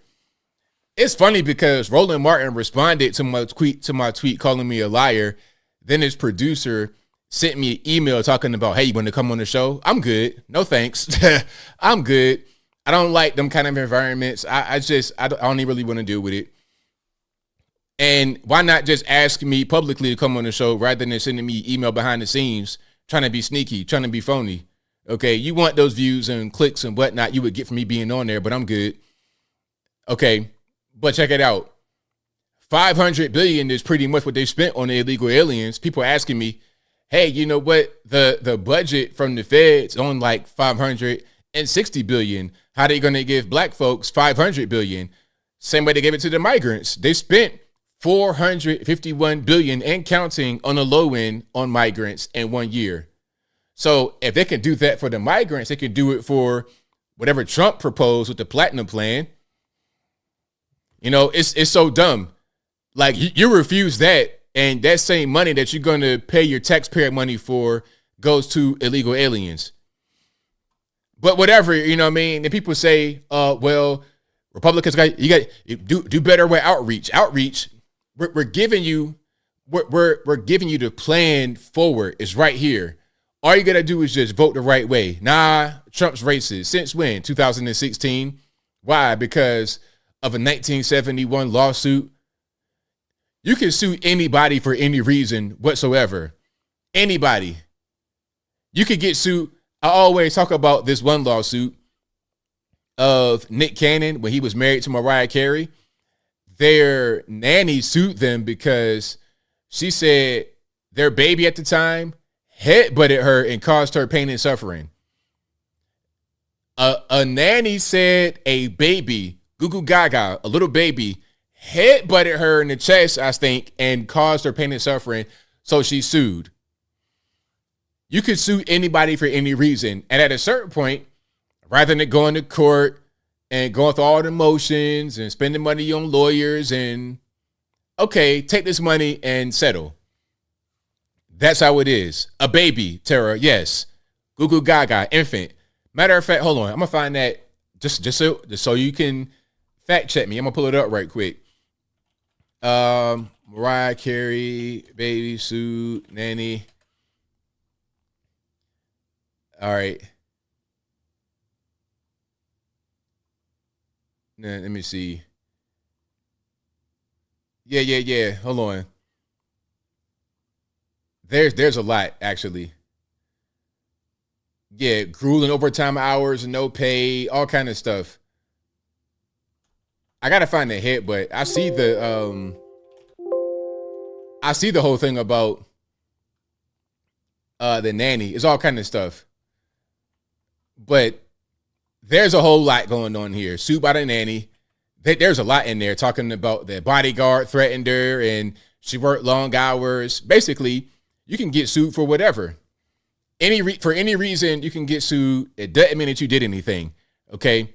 If somebody gets sued and they pay money or they settle, that does not indicate guilt. My thing is, if somebody did something wrong and they committed a crime, okay, let's go to regular court.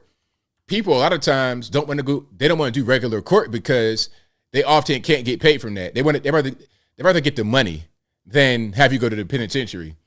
That's how that works. But anyway, now speaking of New York, I got a few more from New York. Here is a New York apartment. Now I'm gonna play this video, and I want you guys to guess just how much this particular space costs. And shout out to you guys over on the Facebook. I appreciate you. Shout out to Christine, Claudia, James. I thank you guys for being there. I really, really appreciate you. Could not do the show without you. But let's take a look at the video, and you guys are going to see it and guess how much it costs. Okay, this apartment has to be one of the most interesting apartment I've seen so far, and it has to be the cheapest that I've seen in the market as of yet in Manhattan. I can't wait to read the comments because I read the description on this apartment and I had to see it for myself. So let's get straight to it. Here's the apartment, and we are here. That's the apartment. Like, if you blinked, you would have missed the apartment. Okay, so get ready. It will be over in a blink of an eye. Here's the apartment, and we are here. This is the apartment. This is everything. This is the full thing right here. You have a sink here, and as you can see, I'm just stepping around and I'm like amazed myself. You have some closet space and storage there, and a little bit of window here. But the price on this apartment cannot be beaten, especially in this area of the city. So for those asking where the heck is the bathroom, they're located outside in the hallways. You have 2 per floor. Okay, so far, this really small space, I'm thinking maybe 150 square feet, maybe 200 square feet at best. And he had a wide angle lens on this iPhone. So it looks bigger than what it is. I'm thinking maybe 150 square feet at best for that space. There's no bathroom inside the actual apartment space. You got to go outside to the hallway, and there's a communal bathroom. There's 2 bathrooms per floor. Now, I don't know how many apartments there are on each floor, okay? But there's only 2 bathrooms per floor that people share. So your neighbor could be in there having a crazy number 2, and you just got to wait. And each restroom is a full bathroom. And this is how it looks inside. Just when you thought you've seen it all in the city, it reminds you that you haven't. This apartment is going for $1,200. So the apartment, $1,200. All right, now, is that a good deal, New York City? Communal bathroom you share with the whole floor, 2 bathrooms per floor. This is like worse than this is bad. This is like living in the football stadium. It's like living in the football stadium. So your apartment is a closet.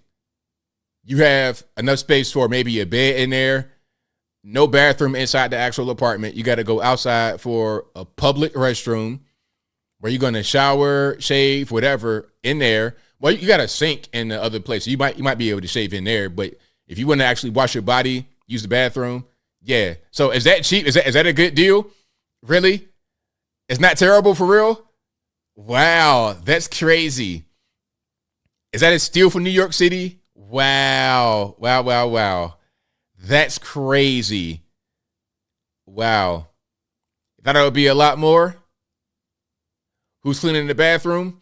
Well, hey, that's a New York City, I think not. If that is going for $1,200, well, hey, I'm free in Tennessee. I am free in Tennessee. I'm not trying to go. Look, one thing about me, I have certain non-negotiables for my living quarters. A bathroom inside my actual place of residence is one of them. That's not too much to ask. I mean, this is 2023. I don't have to go outside. I'm not trying to go back out behind the house, okay, and duck in the outhouse or something like that to go hit the bathroom. You know, that's not really my cup of tea. I live in the truck camper. I'd much rather live in the truck. A friend of mine back in the day lived in the boat, and that was cool. You could live right on the marina in the boat, and the bathroom. It's a public bathroom right there on the dock. So get out of your boat if you had to use the bathroom. Hit the bathroom right there, bathroom, shower, whatever. I'd rather be homeless out here in my truck and then go to Planet Fitness to use the bathroom and shower and things of that nature. All right. Rather than living in, and I can imagine the rodents in there are like little pet dogs. So I'm good money. I don't want to see no rat emerge from my sink that's the size of Lassie. I'm cool on that. I'm super cool on that. And the smells you're going to smell in there are going to be off the chain. And I wonder who your neighbors are. Who's going to live there with you? That's going to make the house a home. If I got to smell meth smoke coming through the HVAC, I'm cool. I'd rather live in my truck over there and then go in the morning, Planet Fitness, 5 o'clock in the morning, wash my hind parts, and go about my day that way. But I digress. Oh, the noise is going to be crazy. The noise is going to be off of the chain. Because I can imagine this is like converted office space. That's why there's only 2 bathrooms on each floor, maybe. Or just a really old apartment. And you might just have drywall in between the apartments. You got some brick on one part, but the rest is going to be just straight drywall. Thin as thing can be. Okay. Thin as 1985 supermodel. It's going to be just a mess. Oh, here's something else. This might be, I'm not sure where this is, actually. I thought it could be New York City, but it might not be. But cyclists, I want you guys to just relax.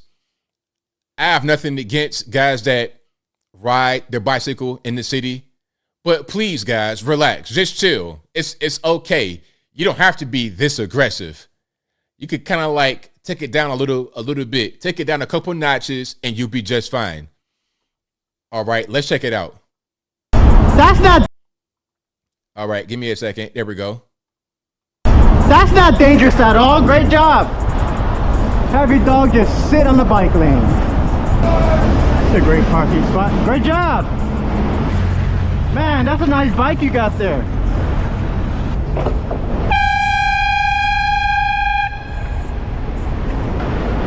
Sidewalk is on your left.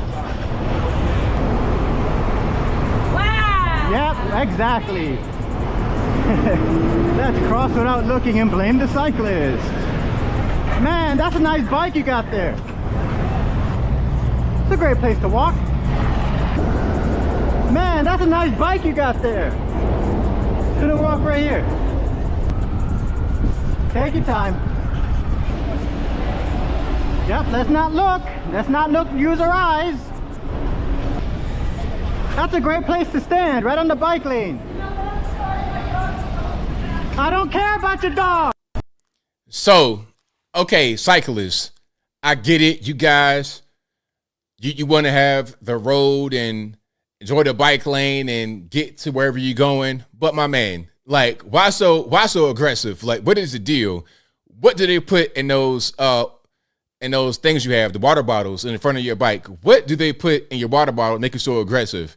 Are they putting testosterone in there? Are they spiking your drink? Like, what's happening? What do they put in the actual seat of the bike to have you be so aggressive all the time when I see you? Not all, but some. Too many. And then the worst thing is when you guys are riding your bikes on these narrow 2-lane highways over where I live. Look, there's certain roads where I live where if you're driving on it, you got to be dead center, or you're going to be in the ditch. And you have a bike on there. It's like, my man, you can't be right here. There's no way for me to go around you or to be side by side you without cutting into the other lane. Get off the road. Get off of the road. Go the other direction. Do something else. And it'll be at night and stuff. It's like, man, you're just playing with your life. You're playing Russian roulette here. Because one false move, you're going to be roadkill. Okay? It's like these deer out here. These deer, they try to run in the road. It's like they just want to get hit. They're trying to be like insurance fraudsters with these deer. I was on the road the other day and the deer tried to hop out. I saw the deer when I came up. I mean, I think I had a Mustang. I came up and then the deer was kind of like hesitant. I was like, sir, what are you doing? Stay over there. Don't try to be an insurance fraudster, Mr. Deer. I'm not trying to have antlers and whatnot all on my windshield. Stay over there. But yeah, that's how these guys on the bike make me feel, kind of like deer. But anyway, let's keep on going here. We got a few more to get through. I'm gonna show you guys something that I saw, and y'all don't get mad at me. All right, don't get mad at me. But since I saw it, you got to see it as well. Have you ever heard of a DINK? DINK? This is a thing that is allegedly kind of old from what I heard. But this is my very first time hearing about it. And since I cringed, you got to cringe as well. All right, let's check it out. We're dinks. We're going to be asked constantly by family, friends, and strangers when we're going to have kids. We're dinks. We're going to go to Costco and buy all the snacks we want. We're dinks. We're going to support our friends who have kids, even if we decide to never have any. We're dinks. We're going to have... We're dinks. We're going to have lots of... We're dinks. We're going to have lots of disposable income to spend on whatever we like. We're dinks. We're going to get chastised by people on the internet because they're going to assume that we're just obsessed with material things, even though arguably you need a lot more material things once you have kids. We're dinks. We don't need to find a sitter or rope our family into babysitting when we want to go out for the night. We're dinks. We're going to be told the only way that we'll ever be fulfilled in life is by having kids. We're dinks. We're going to book flights whenever we feel like it. We're dinks. We're still going to stick to a strict budget to meet our financial goals, no matter how much wiggle room we have in our finances. We're dinks. We're not going to make a life-altering choice just because everybody else is doing it. Period. So, DINKs, DINK, that's dual income, no kids. This has been the thing for quite a while, for some years, as far as that particular, I guess you say it's an acronym. I have never in my life heard about it until like the other day. TikTok made it kind of popular. And in my humble opinion, TikTok is the Antichrist. And a lot of things that should not be popular are now popular because of TikTok. But I got another video of a guy breaking down what this all means. So when you hear these little phrases, you got to understand where it comes from. I'm seeing the faces in the chat. I'm sorry. Look, I told you guys, since I cringe, you got to cringe as well. You got to feel my pain. I'm sorry. I apologize. But I got to show you guys this so you understand what's going on. And then I won't mention it ever again. So here's a guy explaining what's going on. Okay. All right. Now, RP headphone users, this guy breaks it down in less than 1 minute. Okay, most of you watching this right now are sinks. You're single income, no kids. If you're living with a significant other, you're a dink, double income, no kids. If you want kids in the future, you're a sinky or a dinky, double incomes, no kids yet. One of my favorites is the dink wad, double income, no kids with a dog. Similarly, the dink wah, double incomes, no kids with a house. Now, because of the math, if you're a dink, that automatically makes your parents podwogs, parents of dinks without grandkids. And if you're a dink wad, that makes your parents podwads, parents of dinks with a dog. Oh, and if you're a one income, no kids, and you're living on a farm, that makes you an oink. No, I think not. I think not. You know, now it's to the point now. I'm old, right? I feel like I'm just old. like I'm young comparatively to like, let's say a Joe Biden who is like 1,000,000 years old. He's old as time, old as dirt, Methuselah, old as the very first. Biden's been around since the Lincoln administration, right? Biden's been around since they still, had slaves and whatnot. He's been around for a very long time. This guy's a vampire. But anyway, I feel like I'm older than what I am because a lot of these things that I see on the internet, I can't tell what's real and what's fake anymore. I can't tell if he's legitimately breaking down the acronyms or if he is trolling or if it's a combination of both. An oink. I wish somebody would call me an oink, sir. That's fighting words. I challenge you to a duel, old school style with the pocket glove, slap you in the head with a pocket glove. Let's have a duel right now. You're not going to sit there and call me an oink as a grown man. I think not. We're not going to do that. Or a dink wad or a dink wad. We're not doing that, okay? Let's have a duel right now and get it over with. But seriously, I cannot tell if he's being serious or not. I think it might be a combination of both. Yeah, I think I'm just old because this stuff right here, yeah, but that's what's going on right now, 2023. That is what we have happening. All right. Now, here's something. Speaking about kids and whatnot, Kim Jong-un, the dear leader of North Korea, allegedly is begging women in his country to have more children because of the decline in birth rate. Now, I'm going to play this here. I think there might just be one problem, Rocket Man. Just one. Well, there's quite a few problems, but one big problem in North Korea. So let's watch some of this, then we're going to talk about it. So Kim Jong-un wiped away tears in a speech urged North Korean women to have more children. So, he's crying. All right, we turn music down. We don't need to have that. Dictator called the country's low birth rate everybody's housekeeping duty.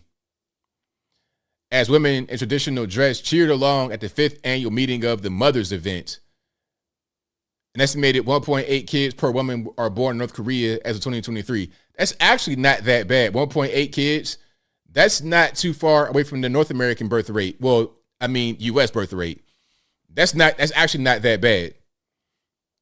I think the birth rate among Black Americans is right around the same thing, 1.8, and among white Americans is like 1.3. This could be part of the reason why they're bringing in a bunch of illegal aliens, but that's a different story, and I digress. And let's see, it's a higher rate than our neighbor Japan, where lifetime fertility rates dropped to a 1.2% rate in Japan. Oh my goodness. That's low. 1.2. Look, birth rates. They say in first world countries, you need a birth rate of about 2.1 to 2.3 to have replacement. Meaning you got to have, each person should have that many kids on average to prevent population decline, because only about half of people will have kids on average. So if you can produce 2, that'll make up for the one who doesn't have kids, and you can replace yourself, so there won't be any kind of decline. Now, once you get to a third world nation, you need to have a higher birth rate to prevent population loss. And that's usually not a problem because they have a lot of kids anyway. Mexico, places like that, they're popping them out. But anyway, in a lot of developed countries, they have very low birth rates because focus is mostly on work and becoming successful, things of this nature. All right, so 1.8 is not that bad. But here's the problem, Kim Jong-un. You got to be able to feed these kids, my man. You got to be able to feed these children, because I'm hearing about kids eating dirt pies, dirt cakes, rocks, whatever they can just scrounge up, just foraging for random rodents, bugs, things of this nature. You got to be able to feed these kids. And North Korea is not necessarily a small country. You got like 20 million people in North Korea, and one of the poorest places in this world, North Korea. So I understand there's an issue with the birth rate in the country, but let's start being able to feed these kids more than a dirt pie occasionally, and you might be able to get somewhere. Okay, it's kind of simple. Like if you see a North Korean next to a South Korean, these are the exact same people. There is no difference in the people. There's no genetic difference. These are the same people divided by a line. But if you see them side by side, if one grew up in North Korea, other one in the South, there's a big difference in the height, the physicality, everything, the development because of the nutrition. They're not eating enough food. There's not enough calories. But it's always like that in these communist-led places. There's always an issue with the food. Where's the food? Can I get something to eat? No, you can't get anything to eat. We don't have any more. And Maduro, all these guys have the same kind of issue in communist places trying to feed the people. So, again, you got one big problem, Kim Jong-un, food. How are you going to be able to eat and feed more than 1.8 kids? If you can't feed 1.8 kids right now, how are you going to feed more? But I digress. Yeah, South Korea has a low birth rate because of the success. You know, and I think when you have a lower birth rate in the more developed nation, it's not as bad because you don't necessarily need as many people to keep the country going. But in the third world place, you got to have more kids to keep the country going. You know, that's kind of what it is. All right. But we're going to keep on going here. If you like what you're hearing so far, please give the video a thumbs up, like the video, share the video, do all that good stuff. That will help me out tremendously. All right. I think I got everything that I wanted to get to before we get to the calls. Yeah, I got to a lot here. Oh, and I wanted to mention briefly the mayor of Kyiv, Ukraine, Vitaly Klitschko, who was a heavyweight champion boxer alongside his brother, Vladimir Klitschko, over here in the States. He's been the mayor of Kyiv since 2014, and he's been going toe-to-toe with Zelenskyy, saying that he's turning Ukraine into another Russia, and he's becoming an autocrat just like he thinks Putin is, and he's not being honest about what's happening in Ukraine. You see, I think everybody knows that Ukraine cannot win this war. They're not going to win the war. All they're ever going to do is get into a stalemate at best because the United States and NATO, the West, are not going to give them weapons to really engage in the battle. Like, if you really want to engage in the battle for real, just go full nuke or have things that can strike Moscow. Just go ahead and strike Moscow and get it over with. But if you strike Moscow, that's going to be a problem. If you hit the interior of Russia, if you strike Moscow, if you do something like that, now we got World War III. The point of this war is not for Ukraine to win.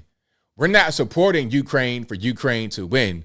We're supporting Ukraine for Ukraine to fight Russia to hopefully wear them down, to drain their resources. We're trying to fight a proxy. We're trying to fight a soft proxy war, using Ukrainian people and the Ukrainian quote unquote country as battleground. That's all that it is. We don't really care about them winning. If we cared about them winning, then we would have already defeated. But there is no winning. In order for you to really go through and go all the way, you're going to spark World War III. You're going to have nuclear holocaust, and nobody wants that. You will have mutually assured destruction, and nobody wants that. So it'll never end until we say, okay, no more. Maybe we start to kind of get fatigued of funding the war. Maybe we get a new guy in office, Trump, I don't know, who says, okay, no more funding in the war. Then it's over. Because NATO might still try to fund it, but really it's the U.S. We're the big dogs. We got the money. We're the ones funding it. Without us, there is no war. Then we're trying to get into Israel and get that whole thing cracking. Then trying to talk about Taiwan, getting that cracking. You got nut jobs like Tim Scott talking about, let's go into Iran and strike them. It's like, whoa there, cowboy. Whoa. Let's not do that. You want to strike Iran directly and spark a global jihad? Are you dumb? Not only a jihad, but a nuclear holocaust. Like, you talking about the end of civilization as we know it. That'd be it right there. That'd be some kind of post-apocalyptic world we live in after that. If you survive that, you'd be lucky. That is the dumbest thing you could do. The proxy war is bad enough, but then going into Iran, going into Russia, or even worse, going into China. My goodness. I mean, what kind of idiot would do a thing like that? That makes no sense. That is an unwinnable conflict. Nobody would win from that. Why would you do that? I understand you got defense contracts and whatnot, but okay, you got a defense contract, but how are you going to enjoy the fruits of your ill-gotten labor if the whole world is going through nuclear holocaust? Okay, if we have nuclear winter going on, you can't go to Dubai on your yacht with your defense contract money, sir. Nikki Haley, same thing. I get it. You want to get some of this contract money. You want to spark war. You want to beat Dick Cheney part 3, part 4, part 5, but that might not be the best way to go if you want this whole world to survive and thrive. But I digress. So yeah, shout out to Vitaly Klitschko for saying, hey man, we're not doing very well on this war, and Zelenskyy, you're lying to the general public. But I think the support for Zelenskyy is kind of going away now. It's kind of going away. He's not getting as much shine and attention. He was really hot. He was hot as fish grease in 2022, but right now he's kind of being overshadowed by Israel and that whole conflict. I'm not trying to see this guy in his sweatpants anymore coming to the White House begging for money. I've been tired of it from the very. I didn't like the guy from the start, but now I have just complete fatigue to even see him. Whenever I see him in his sweatpants in the White, I'm like, oh, here we go. This guy again.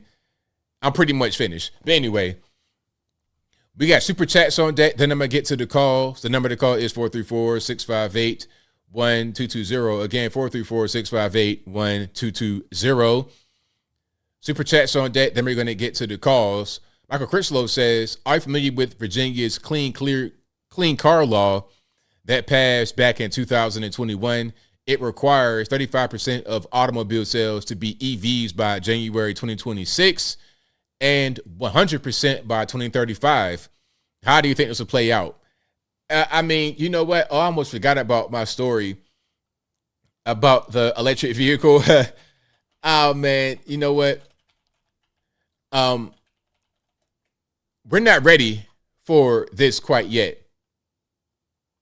We're not ready because what's happening is that the technology required for electric vehicles to be everywhere and for everyone to have one is not there yet. Because how are you going to charge these things? Look, I showed you guys a video before of the line that was forming at a charging station in California. It might have been Burbank, California.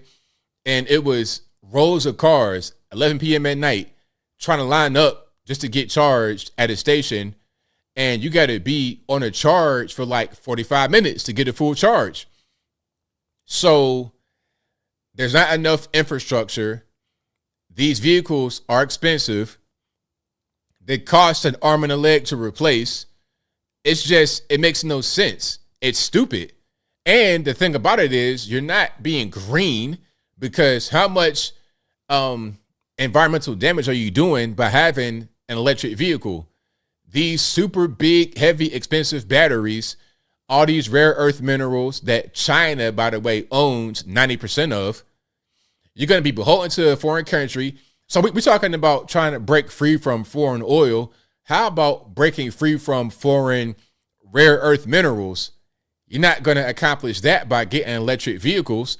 What if China says, okay, we're going to put a tariff on these rare earth minerals, or we're going to ban you from being able to export them? How are you going to have any batteries? And then if there's a requirement for these vehicles, all we do is play into their hands.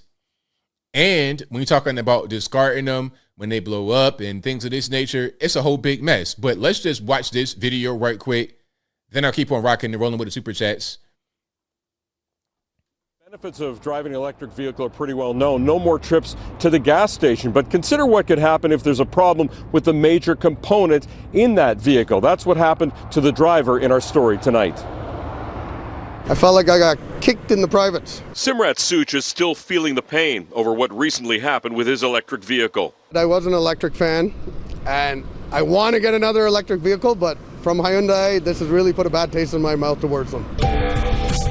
Hyundai's 2017 Ioniq was launched in New York with great fanfare in 2016. The Ioniq Electric. A hybrid version and a fully electric model bought by Such. He was the second owner, but the car still had lots of warranty left on the electrical system and battery at the time. And since Such had previously owned a different electric vehicle, he was a believer. Didn't have any issues with my first vehicle, so thought it would be the right avenue to try a second vehicle. He had no issues with the car until this happened. I had an EV light come on. I had taken it to the shop. They couldn't find anything wrong. But there was indeed a problem. 2 weeks after that, the vehicle stopped charging. The dealership in Hamilton said he needed the battery replaced. The quote stunned him. I was provided a quote at $50,000. Between the battery installation and taxes, it totaled just over $50,000. $50,000 for a battery. Now, remember, he has a Hyundai Ioniq, and the car had about 173,000 miles on it. He bought it recently, but it was 2017.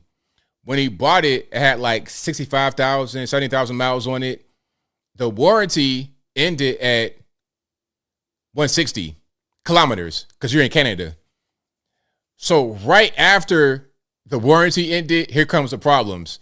And they say, oh, well, you need a new battery. $50,000. Now, a Hyundai Ioniq is like a regular basic normie sedan. It's not too much special. I mean, look at it. You're dealing with a regular normie car. This is not something to write home about. We ain't dealing with no big Ford Lightning or something crazy like that. A regular normie sedan. You go into the mall to pick up groceries type stuff, right? You go into your regular everyday spots. You see the interior. It ain't nothing. This is kind of like no frills. It's like really regular. Toyota Corolla at best. Honda Civic at best. Hyundai Elantra at best. Ford Focus at best. Okay? $50,000. Now, to be fair, Hyundai came and said, you know what? Oh, we made a mistake and we're going to fix it. Here's the thing right here. Okay? We extend our sincere apologies to Mr. Such for these lapses to resolve the situation by paying fair market value for his vehicle, either in cash or toward a new Hyundai, as part of our commitment to our customers. Now, this wouldn't have happened if the news didn't get involved and make it be a big PR nightmare. If not for that, it wouldn't have happened. Now, imagine how many guys and girls are here with these electric vehicles that have batteries need to get replaced. And then when they reach out to the dealer, whether it be Hyundai, Ford, Tesla, whoever, hey, man, nothing you can do about it. Now, the price for the battery is kind of high, but you're still going to pay bare minimum 5 bands, $10,000. I've seen $10,000, $20,000 for a battery. $20,000 for a battery. Now, I've never in my life heard about a vehicle repair that costs that much. How much does an engine rebuild cost on the F-150? Is it that much? Is it $20,000? I'm not sure. But I know getting a brand new transmission, what, $4,000, $5,000 at best? A battery, $20,000, $50,000. And then how about this? All the individual electric components in the vehicle, all that is going to be just too much going on, a lot of moving parts. And then if the battery gets exposed to water, man, it's too much going on. As I said,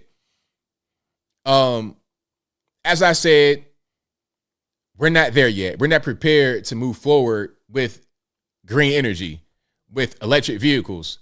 If you want to get an electric vehicle, then go ahead. It's if it's available to you, you're able to buy it, then go for it. Knock yourself out. You're an American. But to say that you gotta have it and to require it, to mandate it, we're not ready at all. Not in the least bit. Now, I see a comment about the UNLV shooting. I spoke on it earlier in the stream. All that I know so far is that you have 3 deceased and 1 critically injured, but we did cover it earlier in the stream. So thank you for the comment. I appreciate you. Somebody said the Kia boys passed. Yeah, the Kia boys don't even want that, huh? Kia boys are like, nah, we're good. We're good to go. No, thank you. We're straight. All right, let's keep on going here. Shout out to you guys for super chatting. Thank you to Lothair who says some of these drivers need to adopt paintball guns. Also, Michael Critchlow says Trump has his own skit on Method Man's second album. Wow, I didn't even know that. Yeah, Trump was beloved by the black community until, again, 2016. Papa Naya Shelley says UNLV is dumb for the gun-free nonsense. Most people I know in Vegas got a CCW. They should allow students to carry too. Prayers out. Absolutely. Allow students to carry, because the problem is people say that, oh, well, if they have guns, you're going to have violence. Look, the violence comes from criminals. Now, you may have a gun on you. That doesn't make you a criminal.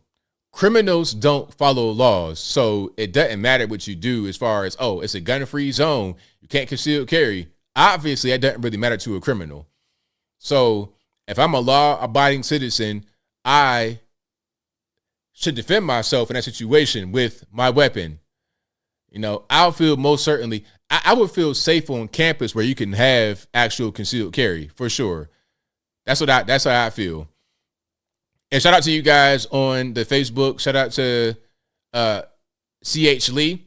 They were hiding messages, but I'll unhit them for you. Shout out to Christine. Shout out to all you guys over there. I appreciate you, James, Claudia. Thank you guys for joining. Shout out to Matt, Kenneth. Thank you for being here. Really appreciate you guys.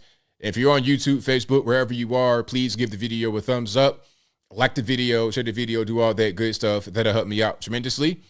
And shout out to Rebel Without a Reason, who says, disgrace former mayor of Nashville, Megan Barry, is running for Congress. If you recall, she was removed after a tryst with a security detail in local cemetery. Wow. See, I didn't know the cemetery part. I knew she had the tryst with the security detail.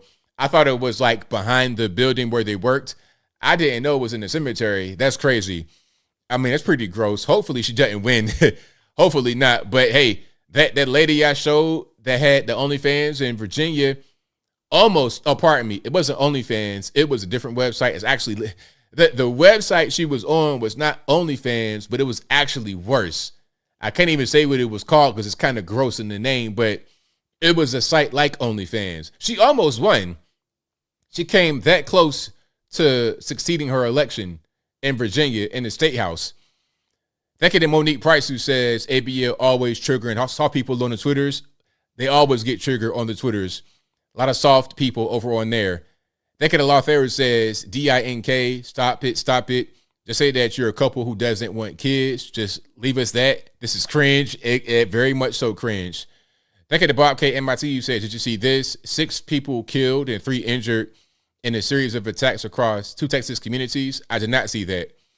Now, I don't know exactly what's going on with that. I'm going to have to look into it and see kind of what's going on. Let me see if I can, okay. There we go. 6 killed, 3 injured. Texas. Let me see if I see anything. Oh, yeah, I did see that yesterday, but I didn't really. Yeah, so it was a wave of violence in Austin and San Antonio. Now, the suspected killer previously accused of family violence had an active warrant for removing an ankle monitor. Yeah, so you're talking about a criminal. Again, this is what I'm talking about. Criminals don't follow laws. This guy had an ankle monitor on, removed it, and found access to a weapon, and then went on the rampage. That's what criminals do. And if you're, what in the world? Am I tripping? I think Facebook sent me a message. Scared me out my pants. It's like, what in the world's happening here? But I think what's going on with these criminals, they do whatever they want to do. And if you are law-abiding, then that same thing is not given to you. Okay, that's what that was. Thank you to Christine. You sent me some stars, and it gave me a ding in my ear. Scared me to death. I was like, am I going to glory or what? I didn't know what was happening. But okay, let's get to the calls right quick. The number to call is 434-658-1220. Again, 434-658-1220. Yeah, I got to get accustomed to the Facebooks sending me all kind of stuff. Yeah, I'm ready for that. I ain't like that too much. It's like, wait a minute now. What's this noise in my ear? Okay, it's something brand new. Yeah, out of my pants. I was like, what in the world's going on? I'm about to go straight through the roof. It's like, ding, ding, ding. What am I hearing right now? Anyway, let's keep on rocking and rolling. All right. Who am I speaking to? 951, you on the line? ABL. All righty, man. What's going on? That's my girl, Christine, on Facebook. Oh, okay, cool. Hey, she loves you. Well, shout out to y'all. I appreciate y'all. Yeah. So shout out to Christine. She's going through surgery right now. She had a broken leg, right? Mm-hmm. And she's going through some stuff. I wanted to talk to you about rock and roll music. Okay. I know what you like. You're into the grunge, Seattle sound, 1990s. That's about right. I would say that. Yeah. I want to introduce you to somebody called the Defiant. Okay. These guys were it was Mighty Mighty Boss Tone's singer and the drummer from the Offsprings. Oh, okay. And these guys are awesome. And it's dad punk. And I want to introduce you to you and all the rest of the people in the audience to this dad punk, the Defiant. Okay, the Defiant. Do they have a song that's like one of their best songs I can just get into and get into the music? The best song, honey. Best. Is It Over? Okay. Is It Over? I'll definitely check it out. You got to check it out, man. Hey, long time listener, fourth time caller. We love you, man. Have a good night. Thank you for the call, man. I appreciate you. All right, bye. All right, shout out to the caller. All right, so that was his girl over on the Facebooks sending me the stars. Christine, thank you for that. Hopefully you get well soon, get past your procedure. Now I'm gonna play some of this right here, a few seconds, so I don't get a strike or nothing like that. I don't know, man. I'm kind of it's kind of iffy right now. I'm getting folk music. I'm getting this is like what they play when you about to go eat some barbecue in the cornfield. You don't know if we'll be about this. I need some more grunge. I need something I can just lift weights to. I want to be able to rack up 225 pounds 45 times. You know what I'm saying? That's my kind of wave, but it's not bad music. You know what we don't. Alrighty, so that's them. That's the Defiant. Is It Over? So shout out to them. Let's keep on rocking here. All right, Victor, what's going on? Hey, thanks for taking my call. No problem. Hey, have you heard of an electric muscle truck? A muscle truck that's electric? No, electric monster truck. Monster truck? No, I haven't. Yeah, they made an electric monster truck back in 2011. Not only just any monster truck, but Bigfoot, the first monster truck. Oh, wow. I had no idea. Yeah, it is not a monster truck. Monster trucks are known for a big engine and the big roaring sound. Yeah. It is too quiet. Yeah, because I can imagine it's like you got this toy car sound, or even worse would be the fake sound from a monster truck. That'd be crazy. With speakers, yeah. I'm not trying to hear that. I want to hear the real raw gutter sound from a big monster truck. Yeah. It kind of broke my heart when I saw it. I'm like, nah, this doesn't feel like a monster truck at all. Yeah, nah. Sorry. Have you heard what Ibram X. Kennedy said recently? I saw the video, but I've not seen it. I've not watched it yet, but I did see it. I'm gonna watch it and do a video. Yeah. Well, for people who don't know, I think this is part of a documentary that he's doing. He said, let me pull it up. He said, whiteness prevents white people connecting with humanity. It's silly because the thing about Ibram X. Kendi, aka Henry Rogers, this is his real name, Henry Rogers. He is funded by white people. I don't understand. So it's like, who are we talking about? The people that give you your paycheck and fund your lifestyle and pay for your house where you live with your kids and your wife or whatever? Like, what are we saying? It's so weird. You know what? This is what Vivek Ramaswamy said. This is the new Ku Klux Klan. This is what the racist white people back in the day said about black people. Now this is reversed. The issue with Abram and all the other people, especially that black guy that attacked that kid, that Kansas City Chief fan, that they see whiteness as an intrinsic evil. They truly believe that white people were naturally born evil. You can't talk to those people. You can't talk to people like that when they're already viewing those people, a certain group of people, as evil. Just like how the Ku Klux Klan view black people as some type of intrinsically inferior race. Yeah. Yeah. The last thing I want to talk about is the Chicago mayor, how he was blaming racism for all the bad comments that he's getting about how he's running from Chicago. This is the issue that I have to fight over, because in my position, I'm the only black male basic science professor, and most students probably haven't had a male teacher throughout grade school and throughout college. Yeah. At times I feel like maybe they're being racist to me based off the wording in my evaluation. If I dwell on that, how am I going to recognize my mistakes and how I can improve myself? You're using the racism as a scapegoat when you don't even know the people and you don't even know if they are truly racist.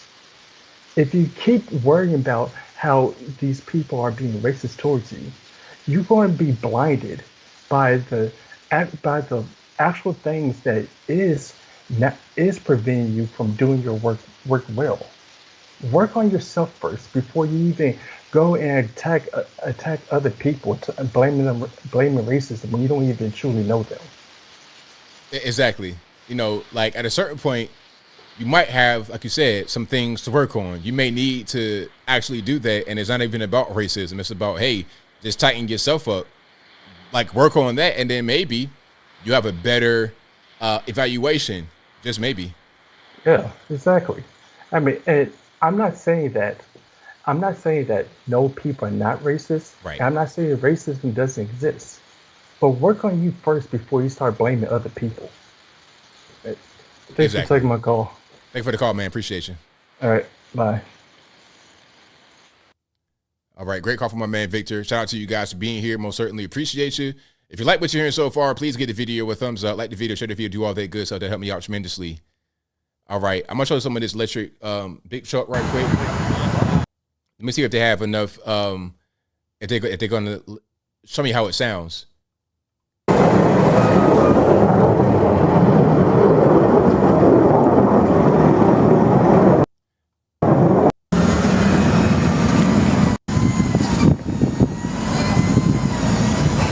What am I hearing right now?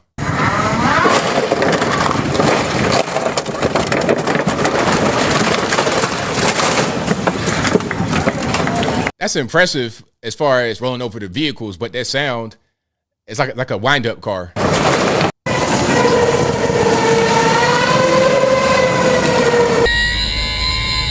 Nah, we're not doing that, man. We're not doing that at all. No, sir. Let's keep on rocking here. All right, let's go to 859. You don't know who am I speaking to? Yo, ABL, how's it going, man? I'm enjoying the show. What's up with you today, man? Everything's good, man. What's going on? Oh, fantastic. Yeah, I was wondering, because I think I stupid chatted you a couple weeks ago about your other YouTube channel that you do movie reviews, and I thought that'd be a good idea if you guys, did movie reviews for your new Uncle ABL channel. You know? Yeah, Have definitely. you seen the new movie recently? I've not seen anything recently that I can remember. I watched Little Mermaid on the plane because I wanted to see what everybody was mad about, and it was actually not a bad movie for what it was. I mean, if you're like 5 years old, you'll love it. Oh yeah, it's worth garnering the kids and stuff like that. I think Bloody Thanksgiving, that new horror film, I think you should check that out. And also, was it the new Napoleon movie? That one has to be very interesting. I think that would be a good review on your channel, at least, you know? Yeah, I've heard mixed reviews on that. I heard it was like a documentary type thing. But I'll check it out for sure to see what everybody's talking about. The Walking Phoenix, man, he was excellent on the Joker movie, you know? He was really great on that one. And I think, you know, doing like Amazon reviews, especially when the holidays are coming up, you know, you can probably review a few stuff from Amazon. They're like, you know, you might try out for your new channel. I mean, it's suggestions, it's whatever. Right, no doubt. Hey, fantastic. I'm enjoying the show, man. I'll talk to you later, man. Thank you for the call, man. Definitely appreciate you. Hey, no problem, man. Much love. Bye. All right, shout out to the caller, and shout out to you guys as well. Let's keep on rocking here. 208, you're on the line. Who am I speaking to? ABL, hey, this is Tom. Great show, as always, my brother. Covered a lot of stuff tonight, but I do need to thank you for causing me to spit the water out of my mouth when you made that Lassie the rat joke. I have seen some rats that size. I never heard them referred to as Lassie, so that was good. That was good. That was funny. I'm from the same neck of the woods you are, so I'm sure we can relate to a lot of different things. The DINK, thank you for the education, because until you brought this up tonight, I've never heard of a DINK. That's very interesting. If people choose to live their life like that, that's entirely up to them. But I thought those two people in the video were just a little over the top, you know? For sure. Absolutely. Way over the top. But, you know, I had just seen this whole DINK thing the other day. I was totally confused. And then I had to look into it and like, oh, okay. And apparently it's been going around for quite a while, some years. I had never seen it before in my life. So I just wanted to be aware of what was going on. I've never even heard of that, but I did. I couldn't help but laugh when you were talking about don't refer to me as an oink. I mean, that was, yeah, I mean, me either. Don't refer to me as an oink. And just to touch base on something else, you know, you said you feel like you're old. You know, I do too, but I look at it like this. My dad told me, he said, you know, when you get my age, he said, you're not old. He said, you're seasoned, you know? Yeah. We got different seasoning on us. We've seen more than a lot of people. We forgot more than a lot of people know. And I think that's what gives us wisdom, my friend. This mess that's going on in this country and in this world, like you were talking about TikTok. You know, the United States has had every opportunity in the world to ban TikTok, but they refuse to, you know, and we know why. We know exactly why. The money changes hands. Definitely. To the detriment of our children. And ultimately, the children, without children, we had no country, nobody, no earth has a future without the children. And it all comes down to, you know, honestly, ABL, it's good versus evil. You said enough on your show to lead me to believe that you're a Christian man, a God-fearing man, as am I. You know, I pray to my God, and I'm probably the sorriest Christian on the face of the planet, but I do pray daily. But it's a tough world we live in, as far as good versus evil. And then you look at, you know, you were talking about Ukraine and all the money, and I hope you're right. I really hope you're right that people are losing, getting lackluster with Zelenskyy and our money that they're removing from our wallets and sending over there to do these wars that's not our business. That's my opinion. But it shows on the amount of food that's put on average Americans' tables because, I went to the store the other day to get some chicken breasts for a new recipe I wanted to try. $26.48 for 2 chicken breasts, skinless, boneless chicken breasts. $26. Wow. $26. Crazy. That's $26.48 before tax. Oh my goodness. I said, in order for an American, for a human being to eat healthy in this country and support all these wars we got going abroad, you were making a comparison between North Korea and South Korea and the way you eat and your lifestyle. To eat healthy in this country, there's not a whole lot of American households that can do that. And I heard you make reference going to the gym. You know what it takes to have a healthy diet. It's not cheap to begin with, but nowadays you better have some coin in your pocket if you're going to stick to a good diet. Yeah, it's definitely, you got to think about it. Well, you do. I mean, it's either do I do chili or do I do salmon? Am I having chili dogs or am I having a fresh cut of salmon? And both should be an option. I mean, it really should. We're the greatest country on the planet, but we're paying for so many people's mistakes and bullcrap that the American taxpayer is one foot in the bill for this, And then we got Mr. Magoo in the White House that has to be led on and off stage. And I mean, we're not respected anywhere in the world, anywhere. I don't know one country that respects us. And then the Israeli conflict you were talking about. Oh, you need to calm down.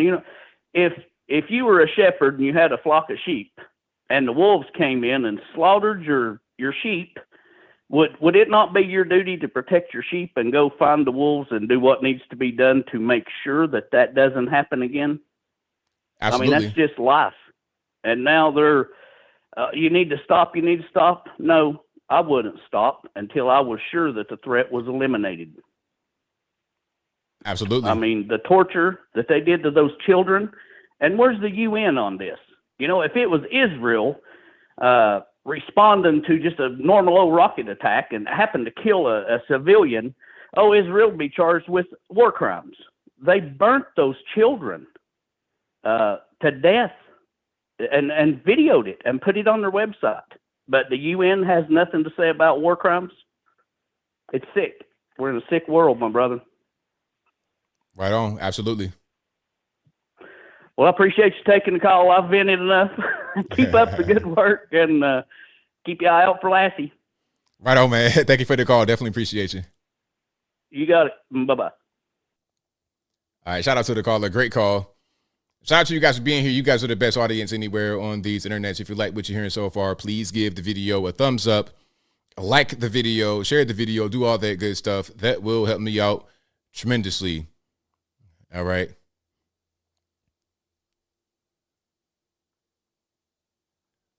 All right, Tariq, what's going on? Hey, ABL, what's going on, man? I didn't get a chance to call on what's going on in the Chicago illegal immigration situation with Mayor Brandon Johnson blaming right-wing extremism for the legal immigration problem going on in Chicago. And, this is a common thing that Democrats do when they take their base for being extremely stupid, is that they repeat these talking points like right-wing extremism to kind of scare the base to voting for them.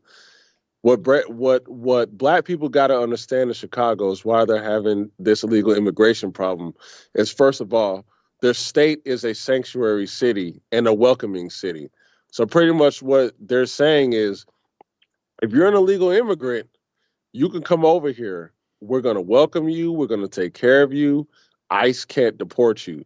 So in that vein, why wouldn't that incentivize illegal immigrants to want to come to Chicago? How in the world can you blame the Texas governor for racism when your state is telling illegals to come over?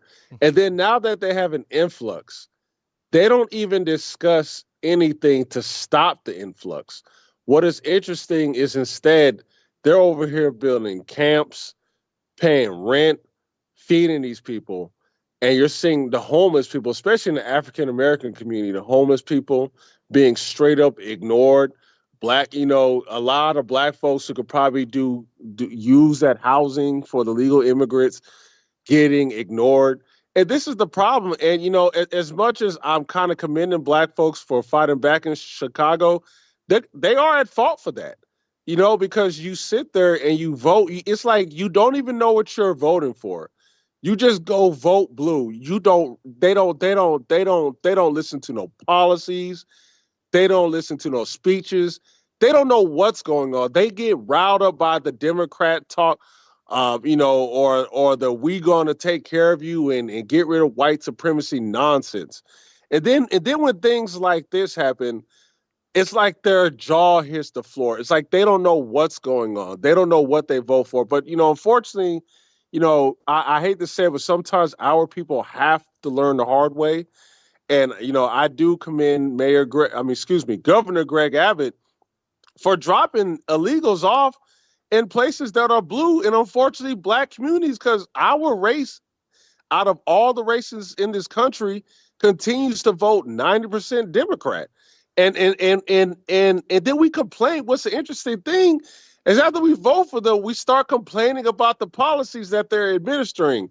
Now I'm seeing, I think what the Democrats are doing, because Chicago is having this immigration policy and Mayor Brandon Johnson is straight up disrespecting the Chicago residents, that the Democrats are going to hold a DNC convention in Chicago. And I honestly think that is a way to kind of whip people back in shape, whip them back in line, give them a little fear monger about Donald Trump and the Republicans and the fascists, so that these grievances that these people had about being ignored, about the illegals taking over, and, about the illegals possibly destroying the black vote. Because if that happens, that will be black folks' fault, straight up, for their voting habits. To put black folks right back to sleep, man. And, I'm curious to see how black folks will respond when the DNC comes there. They should be yelling at them the same way they yell at Brandon Johnson and saying, you're not going to come in here with this nonsense about, people of color and right-wing extremism, when we're seeing you straight up use our resources, close down our parks, and rebuild, immigration sites for illegal immigrants. And, the same thing is happening to New York, man. So I am, like I said, I am very glad that Governor Greg Abbott is doing this, man. And then the one thing I just want to speak, I'm going to get off, man, is just the Israel-Palestine situation, man. There's so much history going on there. It's not a black and white thing. It's more complex. And to me, in my opinion, I truly do believe that Americans we really need to stay out these foreign affairs. I think if America did not take a side and just stay out of it, I think Palestine and Israel will be subject to whatever UN resolutions or UN laws. And I'm going to be honest with you, when it comes to the state of Israel, we don't have no treaties with them. There's no treaty. So I'm going to give you an example. When the war in Iraq took place, or Afghanistan, Israel is not obligated to fight with us. We had, Europe was fighting with us. We had our allies in NATO fighting with us, but Israel's not entitled to do that. So it's just like, why are we giving them these billions of dollars? I agree with Vivek. We done gave them so much money, of American taxpayer money. They have enough to defend themselves. Why do we need to get involved in this? It just drags us in a conflict that is never ending, and no U.S. politician can sincerely talk about the conflict with either being called a terrorist supporter or an anti-Semite. So the best thing for us to do is to mind our own business, put America first, and let the UN handle it. And we need to use those billions going to Israel and other foreign countries, not just Israel, Ukraine, and work and fix America. We have too many problems to be worried about other people fighting overseas. And that's all I got to say, man. Thank you for the call, man. Definitely appreciate you. All right, take care. Great call from Tariq. Fantastic call.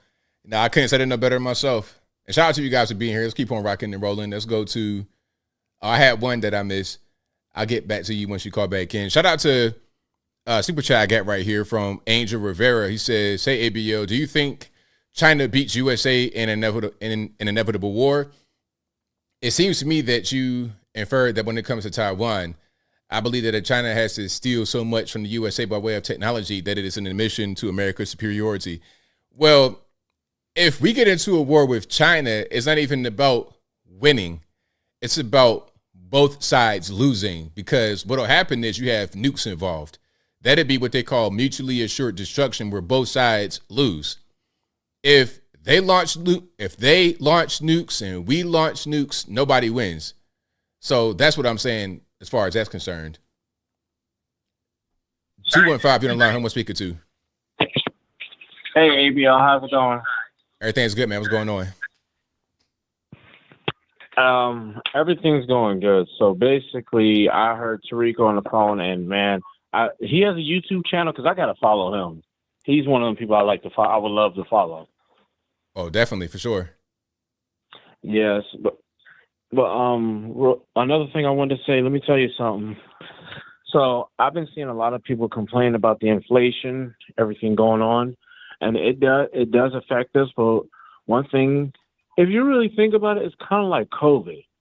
It only severely affects people. Like COVID severely affected people who were kind of unhealthy and out of shape, and besides elder people and who were unhealthy, out of shape, didn't take care of themselves that well. If they didn't have comorbidities like high blood pressure or anything like that. This inflation is kind of like that. People who own a house have kids, and kids are, they have little kids and they live in a nice neighborhood, got a couple cars, and they refuse to take the bus because they're too prideful to take the bus and bougie, and then they're complaining about, Jesus, I hate having a car. I hate this. I hate that. This is really empty in my pockets. And I listened to this one YouTuber. He said it's pretty much about lifestyle. Yeah, that are pretty much there's a lot into it as far as lifestyle is concerned. Yeah, but I understand most people want to own a house if they have kids. That makes sense. I can understand that part. But now I'm not knocking anybody for wanting to own a house. If that's what you want to do, I support that. But a lot of people be trying to push it on me. I need to get a house. I need to own a house. And I tell them, listen, I'm not doing it. I don't want to. I don't have any kids. There's no need for me to get a house. I'm fine with what I have. And I had one lady say, well, if you're still renting, your landlord, they can throw you out anytime they want to. I said, well, no, they would have to have a legit reason to throw me out. They can't just throw you out. Yeah, they can't. Yeah, like if you're a tenant in the place, they can't just throw you out. They can't just say, okay, you're paying your rent and everything's good, get out tomorrow. Now they might be able to sell the house, but they got to give you enough notice, you're able to move and things of this nature. But the thing about buying the house is that it's not for everybody, and I wouldn't recommend it all the time. Like right now, with the way that the housing market is, I wouldn't really recommend it. And also, do you have enough money? Because it's expensive. Like people say, oh, you're just throwing your money away. Well, you got to have money to buy a house. Like, okay, put it to you this way.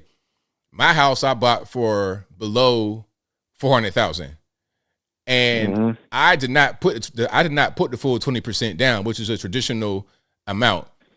I put 3.5% down. And that's still about $15,000 in cash. You got to have that in your pocket to spend. So if you don't have that kind of money to just spend and not miss it, then you're not ready for a house, because you still got to furnish it. You still got to pay for your mortgage. You still got to pay for other things that are related to a house. And then you got maintenance on top of that. And then guess what? The maintenance part, you got to find, something needs to get fixed. And if you don't know how to do it, you got to find someone else that knows how to do it, or at least look up a ton of videos on YouTube on how to fix something. And some things you might not be able to just simply look something up. Yeah, so it's not for everybody. I think at a certain point, once you get some money and you're ready, then go ahead. But I wouldn't recommend everybody do it, because it's not free. There's foreclosures happening all over the place because people went into it and they were not prepared for it. Yeah, and one thing I found out, is this true, ABL?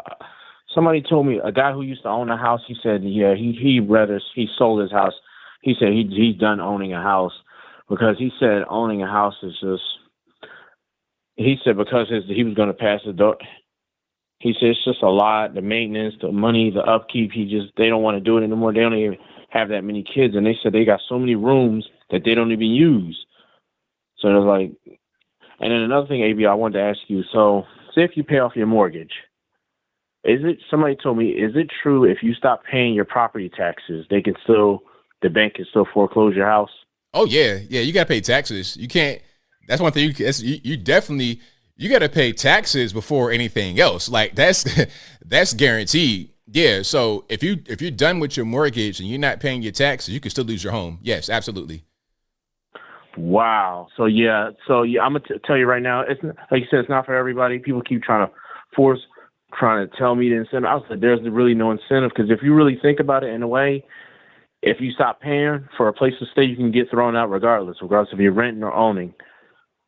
Right. Yeah. I mean, it's pros and cons. You know, the thing about if you're able to have money, you got a lot of money, you can use your house as a bank in a sense where you can pay over a certain amount of time. Like there's pros and cons, but again, it's not for everybody. If you got money, a lot of money, and you don't know where to spend it, and you're renting, and you don't anticipate moving anytime soon, or you might have a good area, it might be good to buy a house. But if you live in a random place, you don't want to live there forever. And I wouldn't, because these mortgages are 30 years. They're trying to go more than that, 40 years. So it's not always the best decision to make, for sure. Yeah.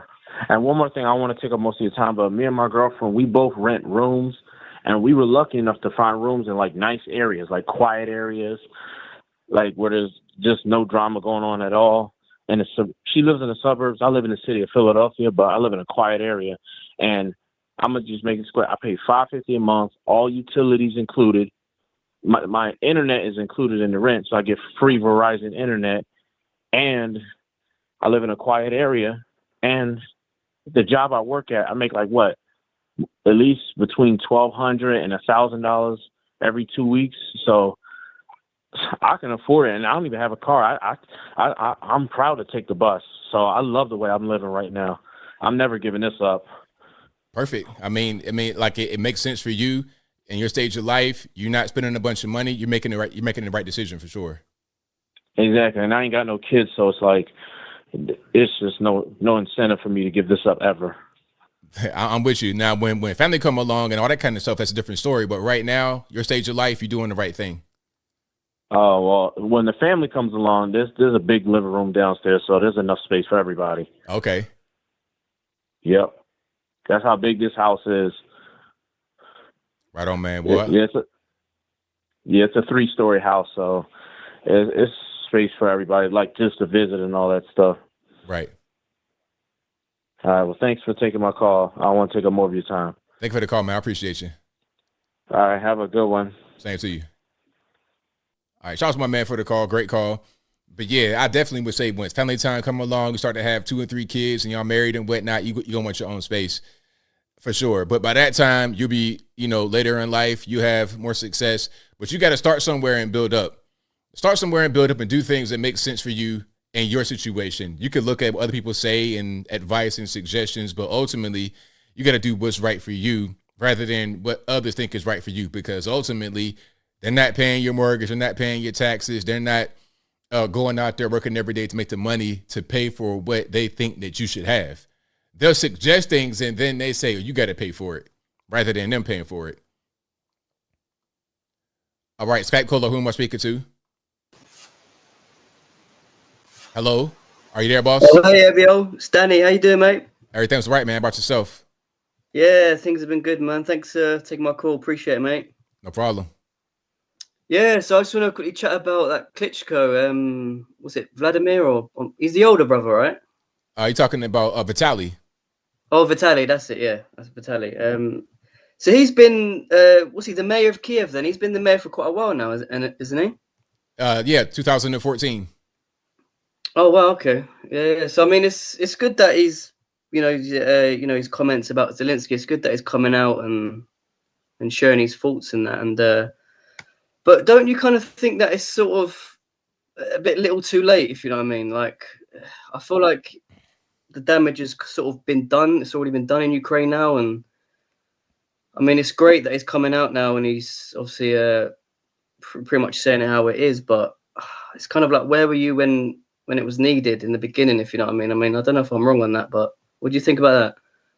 Well, I think he's been talking about what's happening in Ukraine for a while, for quite a long time. But I think there were some recent comments that came out to the media that were focused on. But he's still the mayor, and you still got the war going on. So it's like, if the problem still persists, then you can still keep talking about it. But ultimately, I think there might not really be a lot that can be done at this point. I think it's pretty much a wrap for Ukraine. They should go ahead and just surrender, because this war is not going to ever end. All they're going to do is just keep on losing their people for no reason other than to satisfy Western interests of trying to wear down the Russian Federation. Yeah, no, I totally agree. That's why I'm starting to think now that, again, the longer this does sort of carry on, I think it's the more proof that this has to be just some one massive money laundering scheme or something, because I think Russia have taken the land in Ukraine that they needed, that they wanted in the beginning, and all this stuff with Zelenskyy about what was it? If you don't send us cash, give us credit. And it's like, what are you going on about? What are you talking about credit for? Yeah, that was crazy. It's like, really, credit? I don't know about that, man. I mean, I can't do too much for you. He sounds like just a cracker on the street begging you for money so he can get his next fix. That's what he looks like to me. Yeah, that's what it sounds like. Yeah, I mean, it's just, again, all these billions and trillions of, it's just, I think we all know that, again, Ukraine are never going to come out on the, at the good end of this war. And that money's going somewhere. And again, I think we all know where that money's going. I don't know if it's going back. I don't know if it's going back to the US government and they're doing some sort of laundering with it. And I don't know, man. It's definitely something dodgy going on there, man. 100%. Oh, absolutely. And no doubt about it. And it's this whole thing with, again, it's all this thing with people coming up years later, and it kind of reminds me of this whole Trump thing as well, what he was talking about earlier with this whole hatred for Trump. And, it's like before 2016 he got in, right? Yeah, 16. Yeah, it's like majority of people didn't really have an opinion on Trump before that. Everyone just knew him as a businessman. You either sort of liked him or you didn't really have an opinion on him. No one really... I didn't really know about any hatred on Trump or people accusing him of all these things. But then in 2016, the mainstream media told people to hate him. And the majority, a lot of people are just sheep, aren't they? They just get told what to do. And all of a sudden they just start saying it and repeating it like puppets. And then you're getting people now years later like that. Was that guy, Michael Rappaport, or celebrities like him coming out now, and then they're not admitting that they were wrong. They're kind of still saying, oh, yeah, I still hate Trump and I still think he's this and that, but, I might vote for him, though. And it's like, what are you going on about? Just admit you were wrong. Admit that you were duped by the mainstream media and move on. Exactly. Just admit it. Just say what happened for real. Like, it's these people's ego is so huge. It's like, there's nothing wrong. We're all human beings. We all get things wrong. Like... Just admit that you were lied to by mainstream media. They said a whole bunch of things. You believed it. You believed the hype. Just admit that, like after these 3 or 4 years from Biden, you're seeing all these things now. So just admit that the mainstream media lied to you. They got things wrong. Biden and his whole administration, Democrats, are lying to you. They've been lying to you all this time. So just say, you know what? I was wrong. I'm going to give Trump a go now. And then just that's it. That's all it takes. It's not that hard. And that's what really bothers me about these people, is they can't just admit that they got things wrong. It's just extremely frustrating, man. Absolutely. Yeah, but sorry, I don't want to take up too much time here, Will. Thanks again for taking my call, man. Great show, mate. Take care. Thank you. Thanks for the call, man. Definitely appreciate it. All right, take care, mate. See ya. Bye. All right. Shout out to the caller. Great call. And shout out to you guys for being here. You guys are the best audience anywhere on these interwebs. Let's keep on rocking and rolling.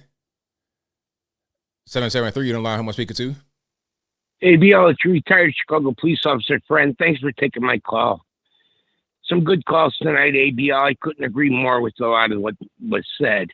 You know, I don't think people realize just how much money we're talking about that has gone to the Ukraine and overseas and everywhere else. That money has been stolen. That's really what's happened.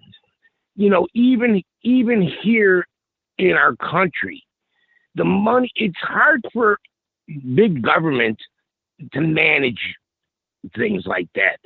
Things are mismanaged.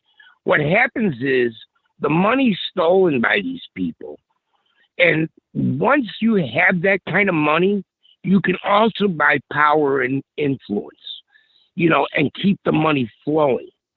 It's, you know, that's why we have a lot of corrupt politicians and, you know, corrupt corporations and everything else, and a corrupt, you know, media and news, because the people that are able to afford to put the news out there, and you can name a few of them, you know, they're able to have their point of view come across and no one else's. But the thing that social media and the internet, it makes possible, is that it exposes what's going on. And that's what these people are afraid of. That's why they have to hammer it in your head that, you know, no, this must be done. We have to do this. You know, just like that old adage, you know, the dominoes theory, you know, that if one country goes, you know, communist, the next will. Not to say that that's completely untrue, but what happens is these people, they steal the money. They divert the money. The money never goes to people that are, you know, that are starving in other countries. It never goes to, you know, what we want it to do. It goes into people's pockets and they enrich themselves. And then they use that money to buy power and influence to keep enriching themselves. And it's hard to fight against people like that. It's almost like the American mafia. You know, once you are, you know, use your power and influence to stay there. For instance, you know, a big contract to build a new road in Chicago, millions of dollars. You know, they have these companies that get these insider bids to get these $1 million contracts. And, you know, real companies, normal companies never have a chance at it. And my last thing is about diplomacy. You know, I know Henry Kissinger wrote a book on diplomacy. I read it years ago. I know a lot of people don't like Henry Kissinger, but the thing about diplomacy is it makes sense to try to not completely make friends, but to use diplomacy instead of using money, because money and all that is just going to be stolen. It's going to be used for the wrong things. People are bamboozled. The same thing in Chicago, voting for, you know, these Democrats. People don't really know. It's too complicated for them, or the news media hasn't let them know what if these policies go through, what it's going to mean. And now it's here to slap them in the face. So anyway, that's my 2 cents, ABL. Thanks for taking my call, and I'll talk to you later. Thanks for the call. Definitely appreciate you. Thank you. All right. Great call. And that will be a wrap for me. Shout out to you guys for being here. You guys are the best audience anywhere on these interwebs. I'll be back live again on Saturday. Same bat time, same bat place, 8 p.m. Eastern. It's right around right now, 11 p.m. Eastern Standard Time. And this is a podcast you're listening to right now. It'll be available on your favorite audio streaming platform, whether it be Google Play, Spotify, Apple, iTunes, etc. Link for that will be in the description, or just visit your favorite audio streaming platform and search ABL Live. I should pop right on up. So that'll be a wrap. Shout out to you guys for being here. Thank you guys for watching, retweeting, super chatting, whatever you're doing. I most certainly appreciate you. I could not do this show without you. So thank you again. I got a few super chats on deck if I'm not mistaken. Then I wrap it on up, put the bow clean on top. And let's see what we have here. Shout out to, where we going to go? Thank you to Angel. I read that one already, but I'll read it again. He says, hey, ABL, do you think China beats USA in an inevitable war. It seems to me that you inferred that when it comes to Taiwan. I believe that if China has to steal so much from the USA by way of technology that it is an admission to America's superiority. Well, America is superior when it comes to innovation. That's what we do. America innovates. We're trying to dumb down the education system, so we're gonna kind of, we might backslide in the innovation category, but we're better at innovation than everybody else in the world.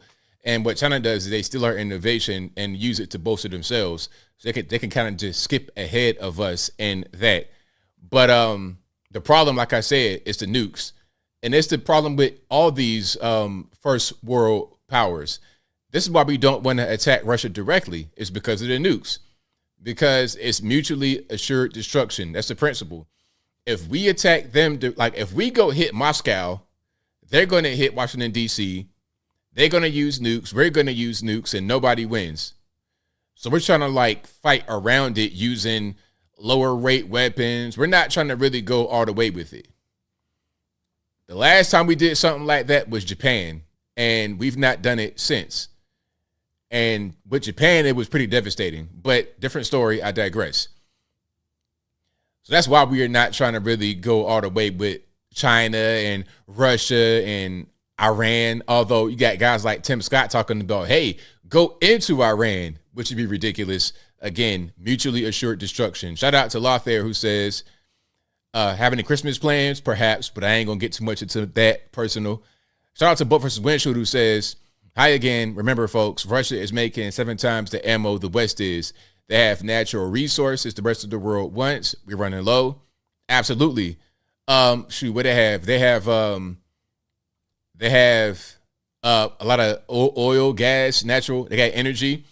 That's a big thing that they have, and we're trying to put sanctions on them, and they're still getting that out there.